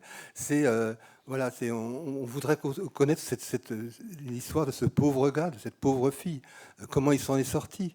Qu'est-ce que c'est beau? Non, c'est pas ça. D'abord, c'était pas beau, et puis c'était beaucoup de souffrance, et puis voilà, c'était une vraie galère. Et voilà, donc c'est aussi protéger les patients experts de la presse, hein, puisque en fait, si on va dans des émissions de télé, c'est pour parler de ce qu'on fait comme patient expert. Mais ce que veulent les journalistes, c'est notre histoire. Donc c'est apprendre effectivement à, là aussi, faire du judo, à rouler avec cette demande pour revenir toujours sur ce... Voilà. On a par exemple comme un patient expert qui est au Narcotique Anonyme, et il est le représentant presse pour les narcotiques anonymes. Par définition, un narcotique anonyme, il y a anonyme dedans. Et donc, il y a souvent des demandes. Et lui va préparer, avec les équipes télé ou les équipes radio ou les équipes de presse, il va préparer les entretiens. Les questions qui peuvent être posées, les questions qui ne peuvent pas être posées, pour protéger encore la personne. Parce que ce n'est pas le lieu. Ce n'est pas le lieu du dévoilement. Sauf si la personne a envie d'en parler pour une raison ou pour une autre. Ce n'est pas ce lieu. On ne peut pas lui demander. Merci Alain. Voilà. Avant de vous passer la parole, cher public, très patient, je vais faire un dernier tout petit tour de piste en vous demandant, mesdames, messieurs, c'est quoi votre plus beau souvenir en tant que patient expert addiction? Et madame, docteur, c'est quoi votre plus beau souvenir avec un patient expert addiction? On commence par toi, Hélène. Rapidement, votre plus beau souvenir. Je suis comme les journalistes, moi. Un de mes plus beaux souvenirs, c'est un usager de drogue qui n'arrêtait pas de s'injecter. Il faisait à peu près 20 shoots par jour. Et il fallait que je l'amène à l'hôpital pour une PBH, biopsie du foie. Donc on avait rendez-vous à 5h du mat. Il arrive et c'est un grand ponte qui devait lui faire la biopsie. Et il était en plein hurlement d'hystérie, etc. C'était pas possible. Donc du coup, j'ai assisté à sa biopsie. Et bon, après le sang, il est parti, voilà, ça a pété, etc. Et ma fierté, c'est que il a été traité. Ça a été très dur, ça a été compliqué. Et puis, un jour, il vient me voir en me disant « Hélène, je ne me shoote plus. C'est fini. 20 injections par jour, c'était pas mal. Et il est toujours là, toujours en bonne santé. Bon, il a d'autres soucis, mais c'est un super souvenir parce que c'était un grand ponte. Il a été obligé de me demander de l'aide parce qu'il n'arrivait pas au niveau de sa PPH et qu'un traitement à l'époque, on était obligé de faire une PPH. C'était compliqué. Voilà. Merci. Alors moi, je pense que mon plus beau souvenir en tant que patient expert, il n'est pas encore arrivé. Enfin, j'espère. Et non, mais c'est ça, c'est la reconnaissance les gens, voilà, qui viennent vous dire. C'est vrai que bon, il y a une personne en particulier, hein, quand elle vous appelle un soir et elle dit David, quoi? Ça fait 1 an. Je dis quoi, ça fait 1 an? Ça fait 1 an, c'est mais 1 an. Genre, t'as oublié? J'ai dit, merde, ah oui, mais voilà. Et donc se dire qu'en si peu de temps, on a vraiment changé, enfin, on a participé, pardon, à ce que cette personne change et qu'elle en devienne heureuse. Donc, elle vous renvoie tout ça parce que nous, nous sommes des êtres généreux, hein, on donne tout. Hein, quand on n'est pas content, on le dit, mais quand on aime, on le dit aussi. Et donc voilà, et ça, c'est des shoots d'amour. Voilà. Et, donc il y en a plein, il y en aura plein. Alors moi, je vais être vilaine. Hein. Je vais dire, mon plus beau souvenir, c'est d'avoir vu David d'abord tout courbé, style toucher ma bosse, monseigneur, et maintenant se redresser au fur et à mesure et être vraiment membre de l'équipe. Quel beau souvenir. Ismaël, ton plus beau souvenir? Moi, j'en ai 2. Hein. Donc, le plus beau, c'est la première fois que j'ai sensibilisé pour le centre de gestion. Et le deuxième, c'est quand il y a des gens que j'amène vers les soins et comme David, 6 ou 7 mois après ou 2 ans après, me disent ça y est, je me suis sorti de l'addiction. Et bien là, c'est une grande fierté pour eux et leur famille, quoi, surtout. Alors, mon plus beau souvenir, c'est une dame chez Fleury Michon, parce qu'on fait des actions d'aller vers et de repérage précoce, intervention brève en tabac dans les usines. Chez Fleury Michon, qu'on avait rencontré au mois de novembre, elle était toute grise. Elle pleurait presque parce que le prix du tabac venait d'augmenter. Elle n'en pouvait plus. On lui a donné un patch, on lui a donné des pastilles, on lui a donné une vape, on lui a donné voilà, un certain nombre d'outils et on l'a adressé à l'infirmière de santé au travail qui l'a accompagnée. Et puis on a pu une nouvelle. Et je suis retourné dans cette usine de Fleury Michon au mois de mars dernier et j'ai vu arriver cette dame avec des joues roses qui m'a dit j'ai arrêté. J'ai arrêté. J'ai vapoté, j'ai fumé, j'ai pris les patchs, tout ça. Et puis, au bout d'1 mois et demi, ce qu'on lui avait expliqué, c'était pas la peine d'arrêter en même temps que de se substituer. Au bout d'1 mois et demi, j'ai plus eu besoin de ma cigarette. Et je lui ai dit, je peux vous dire quelque chose? Elle m'a dit, ouais. Je dis, vous avez des couleurs? Elle me dit, c'est bizarre, mes enfants me disent ça aussi. Voilà, pour moi, c'était beau. Toi, François? Alors, tous vos plus beaux souvenirs, ce sont des souvenirs en fait avec autrui, hein, pour autrui, c'est ça. Notre patient expert qui est dans la salle, il a un beau souvenir à nous raconter? J'ai pas de plus beaux souvenirs, mais j'ai des souvenirs très très forts, mais pas forcément des moments très beaux, mais d'une émotion, d'une intensité incroyable. C'est pas forcément une émotion agréable, mais Vas-y, raconte-nous un. c'est la dernière personne que j'ai vue. Enfin, je suis très très mal en ce moment pour des raisons personnelles, parce que j'accompagne mon père en fin de vie, donc je suis complètement ravagé. J'étais déjà dans cet état-là il y a une dizaine de jours et j'ai reçu une patiente qui voulait... On avait préparé sa post-cure pendant 3 mois, donc vraiment c'était... Et je la vois et non, je veux plus y aller, elle devait partir le lendemain matin. Enfin, c'était une catastrophe. Et on est resté comme ça à se regarder, impuissant, moi, face à ce que j'étais en train de vivre. Est-ce qu'elle était en train de vivre? Et juste, on a laissé passer le silence comme ça. C'était incroyablement intense, mais je ne peux pas dire que ce soit beau, mais d'une intensité incroyable. Et il se passe quelque chose, même là-dedans, quoi. Voilà. Et j'ai plein de souvenirs comme ça. Alors, toutes les semaines, j'en ramène 2, 3 aussi intenses, hein, des choses comme ça, il se passe quelque chose, quoi, ouais, sur le plan humain. C'est magnifique. Si l'addiction est la maladie de l'émotion, on voit bien que la père aidance et que les pères aidants et les patients experts sont dans le lien à leur père. Et c'est là que ça agit un patient expert. c'est aussi dans ce lien, cet accompagnement, ce bilinguisme et toutes les compétences dont on a parlé, ce fameux référentiel qui rassure tant de gens, hein, l'essai formation, niveau 1, recevabilité, accompagnement, etc. Tout ça, c'est bien cadré, c'est sécurisé. Mais tout ça, ça accompagne et ça aide à consolider du lien. Et c'est dans ce lien-là à l'autre, l'autre qui est mon père, celui que j'ai été, qui peut s'identifier à moi. Hein. C'est cette composante d'identification dont tu as parlé qui est essentielle. Hein. Et on est vraiment sur quelque chose d'essentiel, là, de très très important. Et vos souvenirs le racontent bien. Et ce qui est intéressant dans l'histoire, c'est que si vous interrogez des professionnels de santé ou sociaux qui travaillent et qui sont avec des patients experts au quotidien, ils vont vous répondre aussi en termes de lien.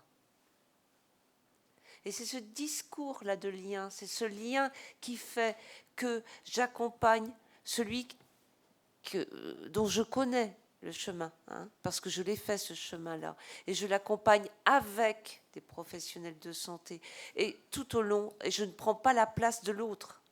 Je ne suis pas le soignant. Je suis celui qui occupe cette petite bulle de santé publique, ce petit maillon de santé publique, ce petit maillon de la chaîne. Et ça, c'est vraiment important. C'est ça, les patients experts, et c'est ça, la certification. Maintenant, la parole, elle est à la salle.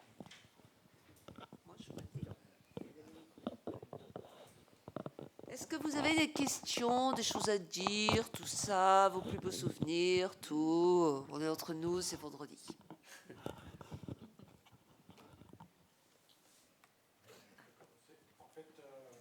Micro. Ouais. En fait, j'aurais bien voulu savoir où vous en êtes par rapport aux pères aidants qui sont déjà actifs, il faut le dire, qui sont consommatrices, une consommatrice contrôlée, on va dire, qui ont un rétablissement pour autant. Et est-ce que vous acceptez ces pères aidants en tant que pères aidants experts? Parce qu'en fait, là, dans cette palette-là, je ne les trouve pas. Et en fait, pour moi, c'est quelque chose d'hyper important, parce qu'en fait, on parle de clivage, etc. Il est important, en fait, d'étaler et d'être ensemble. En fait, on entend souvent ce ensemble. Est-ce que concrètement, est-ce que ça l'est chez vous, ou est-ce que c'est quelque chose qui va évoluer avec le temps? Ouais. Alors oui, ça l'est complètement. Hein, ça l'est complètement. C'est-à-dire que, comme on a eu aussi bien comme candidat des personnes qui étaient toutes nouvelles, tout nouveau dans la pérédance, et des gens qui faisaient de la pérédance depuis 30 ans. Donc on n'avait rien à leur apprendre. Sinon, peut-être, effectivement, à exprimer toutes leurs compétences. Ce travail d'expression des compétences, et c'est tout, c'est remplir ce livret de certification. C'est une validation des acquis d'expérience, c'est tout. Hein, c'est accueillir ça. Oui. Et non, mais et sur la consommation, oui, voilà, il y avait deux questions. Non, mais, donc Pascal parlait d'expérience et il parlait aussi de consommation. Voilà. Alors on est vraiment sur cette idée de rétablissement. Et pour nous, le rétablissement, ça n'a rien à voir avec la consommation, ça n'a rien à voir avec l'abstinence. Alors nos partenaires de la PHP, voilà, ils sont en train de bouger, hein, mais pour eux, jusqu'ici, ça veut dire pas de consommation depuis 2 ans. Sur quoi ça s'appuie? Voilà, hein, l'abstinence depuis 2 ans. On n'a jamais été là-dessus. On a à Sud, dans notre conseil d'administration, ils ne sont pas tout à fait là-dessus non plus. Hein. Donc, pour nous, le rétablissement, on a essayé de mettre en place, et le GHU et la santé mentale nous ont proposé aussi une grille lors de l'évaluation. C'est-à-dire, pour nous, il y a une grille en creux. C'est-à-dire, on utilise les 5 C de Carilla, les 5 marqueurs de l'addiction de Carilla, en creux. C'est-à-dire, c'est l'absence de ces signes. Mais ça, c'est la personne. On lui donne la grille et elle se positionne par rapport à ça, mais on ne lui pose pas de questions. D'accord ? Et puis, on donne une autre grille, qui est la grille Chime, qui est une grille de reconnexion en santé mentale. Hein, c'est-à-dire, est-ce que j'ai des projets? Est-ce que je suis capable de travailler avec les autres? Est-ce que je suis finalement heureux de vivre? Est-ce que je suis content de me réveiller le matin? Voilà, des choses comme ça. Hein. Et donc la personne, on lui donne ses 2 grilles. Voilà, elle a ça dans son livret de recevabilité, et c'est à elle de se repérer là-dedans et qu'elle puisse nous dire oui, je suis rétabli. Mais on ne va pas lui dire t'es positionné comme ça dans la grille. Voilà, on n'a pas de question là-dessus. On n'a pas de normes. Hein. Le rétablissement, c'est vraiment lié à la personne. Est-ce que tu peux rappeler les prérequis pour être... Donc les prérequis, c'est être capable, enfin, avoir ce vécu d'addiction. C'est-à-dire qu'on n'a pas voulu non plus accueillir dans la certification des gens qui seraient, par exemple, en échec dans des études médicales et qui se diraient, tiens, bon, le cure, ça ne me va pas, je vais passer au CARE et je vais finalement aller aider les autres. Voilà. Donc vraiment, l'expérience de l'addiction est essentielle pour nous. Donc la personne, là aussi, elle dit ce qu'elle veut, elle se dévoile comme elle veut, voilà, aussi loin ou aussi peu qu'elle veut. Voilà, il y a juste ça, c'est le premier prérequis. Le deuxième prérequis, c'est celui du rétablissement. Mais encore une fois, le rétablissement, il est auto-centré. On dit je suis rétabli. Voilà.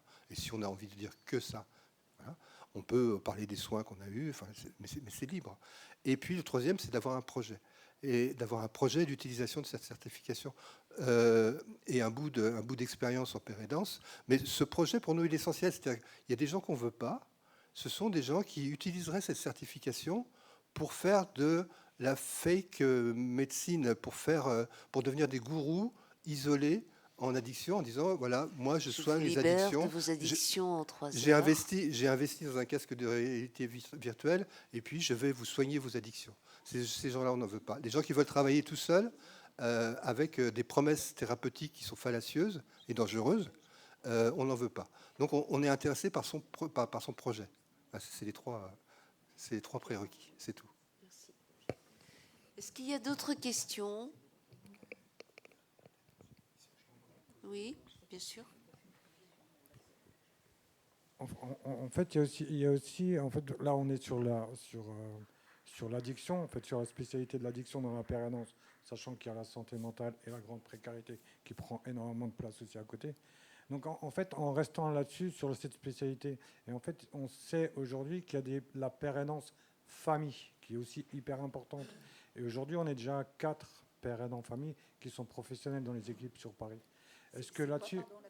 Alors, la pérédance famille, c'est... Donc, on a les aidants famille. Les aidants famille, c'est ceux qui aident directement le proche malade. Voilà, voilà, les aidants qu'on connaît bien par l'UNAFAM, etc. etc. Et en fait, les pérédants famille, c'est celles qui vont utiliser leur expérience pour les donner à d'autres parents. Et qui se transforment en pérédants famille, qui ont bien sûr un grand intérêt aussi pour le soin donné aux personnes. Est-ce que là-dessus, vous êtes déjà un peu là-dessus? Vous y avez pensé? On a été là-dessus. Voilà. On a été là-dessus et on n'y est pas trop resté. Pourquoi? Par manque de moyens et de temps. Le projet dont on vous a parlé, enfin cette certification, est financé par le Fonds de lutte contre les addictions. Ce sont des projets qui sont sur 18 mois ou 2 ans. Hein. Donc on est obligé de bien bosser pour monter quelque chose qui tienne la route après et qui perdure. Hein. Il ne s'agit pas de faire ça pendant 2 ans et dire maintenant débrouillez-vous. Il s'agit d'avoir quelque chose qui reste dans le paysage de la certification française et qui existe. Hein. Sur les proches aidants, on a eu une demande, bien évidemment, parce que quand on a commencé à travailler avec les associations de patients addicts, les proches aidants, qui sont aussi quelquefois très actifs dans ces associations, nous ont dit « et nous ?» Et nous, on leur disait « non, vous ne pouvez pas faire cette certification parce que vous n'avez pas ce prérequis d'avoir souffert d'une addiction.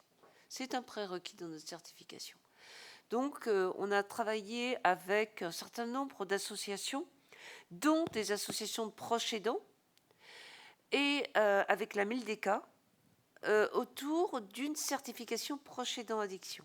Et on a eu 1 ou 2 jurys, d'ailleurs. Et pour l'instant, on n'a pas été plus loin. Pourquoi? Parce que le fait de développer ce type de certification, ça demande un boulot énorme, énorme. Et on n'a pas les moyens concrets de le faire. Mais tout ce qu'on a mâché comme travail est à la disposition de qui veut s'en reprendre le truc, hein, avec plaisir. Nous, on est partageurs. Voilà. Et sur la santé mentale et la précarité, donc on travaille avec le GHU Paris sur un transfert en fait de cette certification vers la paire aidance en santé mentale. Donc c'est un transfert, évidemment, c'est en partie les mêmes contenus, mais c'est pas tout à fait les mêmes contenus.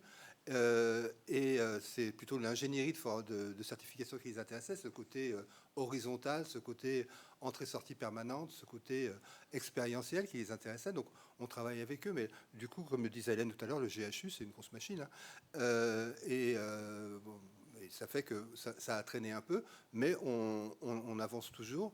Et sur la précarité, il se trouve effectivement qu'on travaille énormément avec un chez soi d'abord, par exemple, qu'on a des patients experts qui sont, y compris dans les SAMU sociaux. Hein. Donc cette dimension de la précarité, elle est prise en compte. Il y a aussi la dimension du handicap. C'est bien joli de faire des choses en visio, par exemple. Quand on est malentendant, c'est pas terrible. Donc il faut qu'on puisse effectivement travailler l'inclusion. On a rencontré récemment l'ARS de Guyane qui nous dit, bah oui, des pères aidants, là on peut vous en donner des pères aidants, mais ils vont parler portugais, ils vont parler créole, ils vont pas savoir ce que c'est un clavier. Hein, vous allez faire comment? Envoyez-les nous, on va voir. Voilà. Donc on parlait de la proche aidance. Et la prochaine.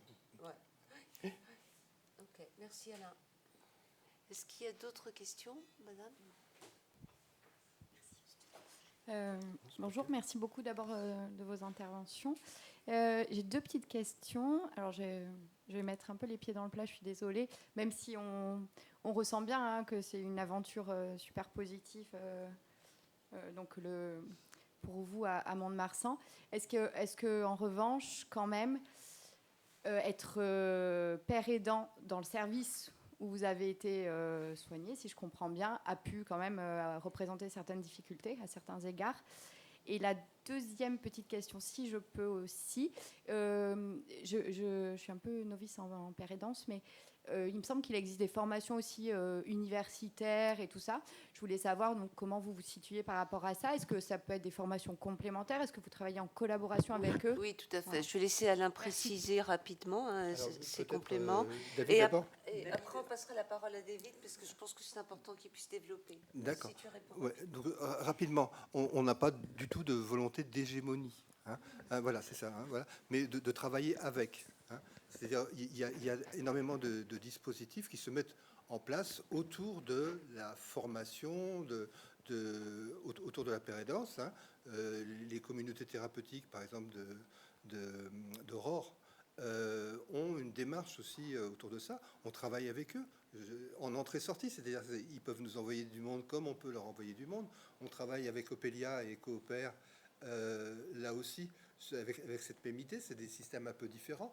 Et donc il y a des personnes qui peuvent venir chez nous comme on peut aller chez eux. Et pour les DU, effectivement, c'est aussi une option, c'est-à-dire les personnes qu'on accompagne peuvent aller faire des DU. Après les DU, ça peut être aussi... Enfin, le souci d'un DU, c'est qu'il n'a de valeur que locale. Hein, donc, si le projet est local, ben, tout va bien. Mais si le projet est plus large, ça peut être plus embêtant. Il n'est pas reconnu partout. L'Université des patients aussi, Oui, et on travaille avec l'Université des patients, donc Catherine Toit-Turgis, donc qui a monté, en fait, qui a un peu inventé le terme patient expert en 2010, au moment où l'ETP est rentré au ministère de la Santé. Et donc là aussi, on a des échanges autour de ces savoirs expérientiels, du récit de soi. Voilà, en quoi tout ça, c'est une fabrique de dignité. Hein, à partir du moment où c'est contrôlé. Pour résumer, il y a une réelle ouverture. Il ne s'agissait pas de faire encore un tuyau de plus. On ne peut quand même pas dire on voudrait éclater les tuyaux qui fonctionnent d'un point de vue sociétal au niveau des associations et au niveau de la santé publique pour en faire un de plus. Donc c'est vraiment un système ouvert. Quand j'ai dit, par exemple, on parle d'un référentiel, n'importe qui peut le télécharger, aller le chercher. Hein, et on travaille beaucoup à réfléchir avec et aussi à transmettre des structures, quelles qu'elles soient, qui commencent à réfléchir à ces questions sur ce qu'on a déjà fait. Ça, c'est quelque chose de vraiment très, très important. Pour revenir au DU, par exemple, et c'est là aussi qu'on est dans la sécurisation des parcours. Si nous avons des patients experts, membres de France Patients Experts Addiction, qui souhaitent ou qui ont besoin de faire un DU, par exemple un DU d'addicto, notre association peut prendre en charge la moitié d'un certain nombre de DU et le fonds Addicted prendra l'autre moitié en charge, hein, de façon à ce que les gens n'aient pas à être dans la misère pour se former aussi. Hein, ça c'est une possibilité. Et je vais passer la parole à David sur cette question, qui est une excellente question. Les jurys évitent, par exemple, de faire le stage là. Oui, mais en fait, ça ne va pas être long. Je pense que, encore une fois, je vais parler de mon expérience. Hein. Je ne peux pas le concevoir pour un autre. Mais moi, ça ne m'a pas dérangé. Donc j'y suis allé. Et j'ai vu aussi la grande qualité des professionnels. C'est que là, alors j'étais patient expert, certes, mais j'étais plus le David malade, quoi. David, il était dans le rétablissement, il était rétabli, peu importe. En tout cas, il était sobre. Enfin, il avait envie de faire quelque chose. Vraiment, enfin, imaginez-vous, la psychologue, hein, 6 ans qu'elle m'écoute, la pauvre. Je lui ai tout fait, Et je dis, ben voilà, la direction de l'hôpital veut que je fasse des heures avec vous. Et là, elle fait, oh, c'est génial. Voilà. Mais encore une fois, c'est mon expérience. Ça doit sûrement être compliqué pour d'autres. Donc, la qualité des professionnels et comment on se sent, nous, avec ça. Si je peux ajouter quelque chose, c'est que nous, on a effectivement l'expérience en fait de travailler avec des patients à cause de nos formations, de l'antériorité des formations qu'on fait depuis 13 ans, où on fait systématiquement intervenir donc des patients. Et ce qui fait enfin pour nous, c'est quelque chose de tellement habituel que ça n'a pas été un problème, ouais, vraiment. Et je pense que ça a plus été peut-être difficile pour toi au départ, mais pour nous, voilà, il faisait partie de l'équipe, quoi, tout de suite. Et si je peux donner un autre exemple, il y a aussi des patients qui vont être demandeurs d'autres horizons. Hein. On a par exemple un gendarme. Il faut imaginer, la gendarmerie, c'est une partie de l'armée, c'est vraiment une case, c'est fermé, quoi. C'est de l'entre-soi de fou. Et qu'il ait pu aller dans un XAPA, mais ça lui a ouvert l'esprit. Mais il est heureux avec ça. Et il revient, il rapporte ça aussi. Hein, il rapporte cette expérience. On a eu la même expérience avec l'hôpital interarmé de Brest, avec des marins. Moi, je suis patiente experte. J'ai fréquenté un service de soins. J'y retourne régulièrement parce que je suis invitée pour y retourner, pour les former. Je suis extrêmement mal à l'aise à chaque fois. Ce n'est pas ma place. Je suis mal à l'aise parce qu'ils me prêtent des compétences que j'ai peut-être, je sais pas, un savoir que j'ai peut-être, parce que j'arrive pour les former, pour leur apporter de l'info. Est-ce que tu pourras revenir encore, François, s'il te plaît? Et puis il faudrait que tu formes aussi l'air en Bretagne, là, ils m'écrivent et tout. Mais à chaque fois que je pénètre dans cet endroit-là, je revois l'endroit où j'étais assise toutes les semaines, en train de jouer à Crush, machin, là, parce que je ne voulais pas lever la tête et voir les gens. Et parce que j'attendais qu'elle arrive, la dame, avec sa blouse blanche, et qu'elle me dise « Madame Godel, c'est à vous », qu'elle me serre la main, qu'elle me dise « Alors, comment ça va ?» et que je m'écroule en larmes. C'était ça l'histoire. Et à chaque fois, je vais à la rencontre de cette Françoise-là. Et pourtant, c'est Madame Godel, aujourd'hui, l'autre Françoise, qui forme ces professionnels de santé, qui me considèrent certainement comme une des leurs, bien évidemment. Parce que je suis devenue une des leurs. Et voilà. Mais ça fait partie de mon histoire, et pas de la leur. Et je ne sais pas si c'est bon ou mauvais, ce n'est pas la question. La question, c'est que je leur apporte certainement quelque chose, parce qu'ils me demandent de revenir, d'aller faire des cours à droite à gauche en plus. Et qu'ils m'aiment beaucoup, et je sais qu'ils m'aiment bien, et moi aussi, je les aime bien. Tellement bien, au fond.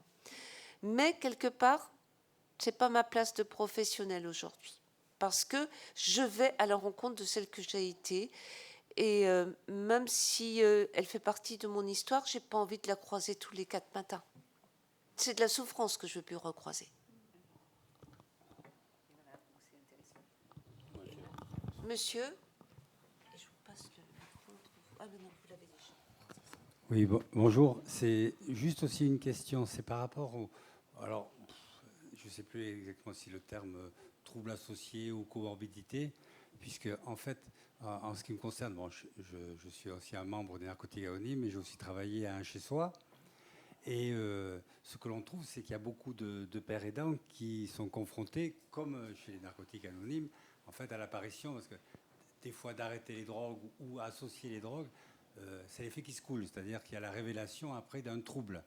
Et nous, par exemple, chez les, dans le meilleur des cas, vous me corrigerez si je mens, parce qu'il faut toujours qu'il y ait un correcteur, parce que souvent on se raconte des blagues, mais c'est que dans le meilleur des cas, on essaie de réorienter la personne sur le professionnel.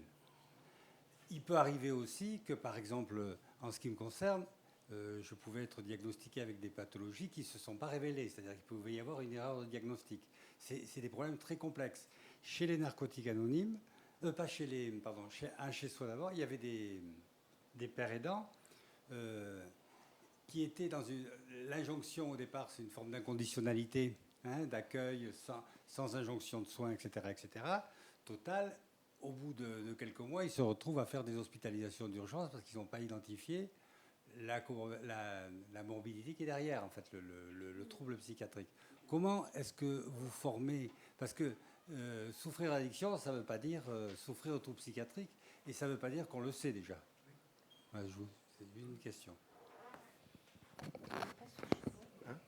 Alors, là, effectivement, c'est vraiment une question importante et délicate. Et c'est le travail en équipe. Il faut pouvoir débriefer plus fréquemment, le plus fréquemment possible avec les professionnels de santé qui, eux, seront peut-être en mesure de repérer ces comorbidités. Je pense que c'est des choses qu'on ne connaît pas, il faut pouvoir le dire. Et c'est des choses que, si nous, on ne les repère pas, il faut pouvoir que quelqu'un puisse les repérer à un moment ou à un autre. C'est aussi un chemin de crête. Voilà. D'autant que les personnes qui viennent chercher la certification, quelle qu'elle soit, sont des personnes qui ont, je vais me permettre un jeu de mots ridicule, mais c'est le mot qui me vient de la bouteille. C'est-à-dire qui ont quitté une addiction depuis un certain temps et qui ont une vraie expérience de père aidance déjà, soit en association avec des établissements, etc. On n'a pas des gens qui sortent de cure, qui viennent ensuite, toc, toc, toc, maintenant je vais devenir patient expert addiction, direct. Vous voyez, on a tout un temps d'évolution des personnes entre le moment où ils quittent un soin et le moment où ils deviennent et où ils ont un projet de devenir patient expert addiction. Il est très très rare d'avoir des personnes qui soient proches du soin ou très proches. Tu es devenu patient expert addiction combien de temps après avoir arrêté de consommer ? 10 ans, je crois 10 ans, 10 ou 12 ans. Mais entre-temps, j'étais dans une association, comme je disais tout à l'heure, de chez Vie Libre, qui était une association d'anciens buveurs. Ouais. Donc de là, après, donc, il n'y avait plus d'assos. Je voulais à tout prix monter ce projet dans les collectivités parce que je savais qu'il y avait beaucoup de souffrance, mis à part la mienne et puis celle d'autres collègues. Et c'est pour ça que je suis arrivé vers le centre de gestion. Et on a commencé à monter le projet, mais il fallait une certification. Et c'est là où c'est que j'ai fait la connaissance d'Alain, qui a été mon tuteur pendant... ça fait longtemps qu'on se connaît maintenant. Je t'ai téléphoné quelques fois quand même. Oui. Et donc voilà, c'est comme ça que ça s'est fait, quoi. Mais moi, 10 ans. 10 ans, et moi, par contre, je me suis soigné en ambulatoire. C'est-à-dire que moi, je continuais à travailler et j'allais voir mon addictologue, mes prises de sang tous les mois. Pourquoi ? Pour la bonne et simple raison, déjà, moi, comme je disais tout à l'heure, je ne voulais pas me désocialiser. Je ne voulais pas rester tout seul chez moi parce que je me serais alcoolisé constamment. De deux, c'est l'aspect financier, quoi. Autrement, après, je me retrouvais en demi-traitement. Et il faut savoir que la priorité, quand on s'alcoolise comme ça, c'est l'alcool. C'est le produit. Donc après, tu ne peux plus payer ton loyer. Puis là, ça s'enchaîne et ça se complique énormément, quoi. Et ça se finit très mal, quoi. Et juste pour compléter, c'est vrai que la père aidant, ce n'est pas un joker, ce n'est pas quelqu'un qui pourrait être employé partout. Il y a des limites. On a des pères aidants, donc des patients experts en addiction, effectivement, qui travaillent au SAMU social. Mais en quoi sont-ils pères aidants au SAMU social? Ils n'ont pas vécu à la rue. Enfin, ils n'ont pas ce savoir expérientiel de la rue, de cette extrême précarité. Ils auraient pu l'avoir à travers leur conduite addictive, mais s'ils ne l'ont pas. Donc il y a vraiment un travail très fin à faire là-dessus pour faire des compléments d'expérience, des compléments d'expérience ou des compléments de formation, ou un travail en équipe beaucoup plus fin. Mais le travail en équipe est vraiment essentiel. Il ne faut pas être seul par rapport à ça. C'est essentiel. Ben, il est l'heure. Hein. C'est vendredi. Passez un super week-end.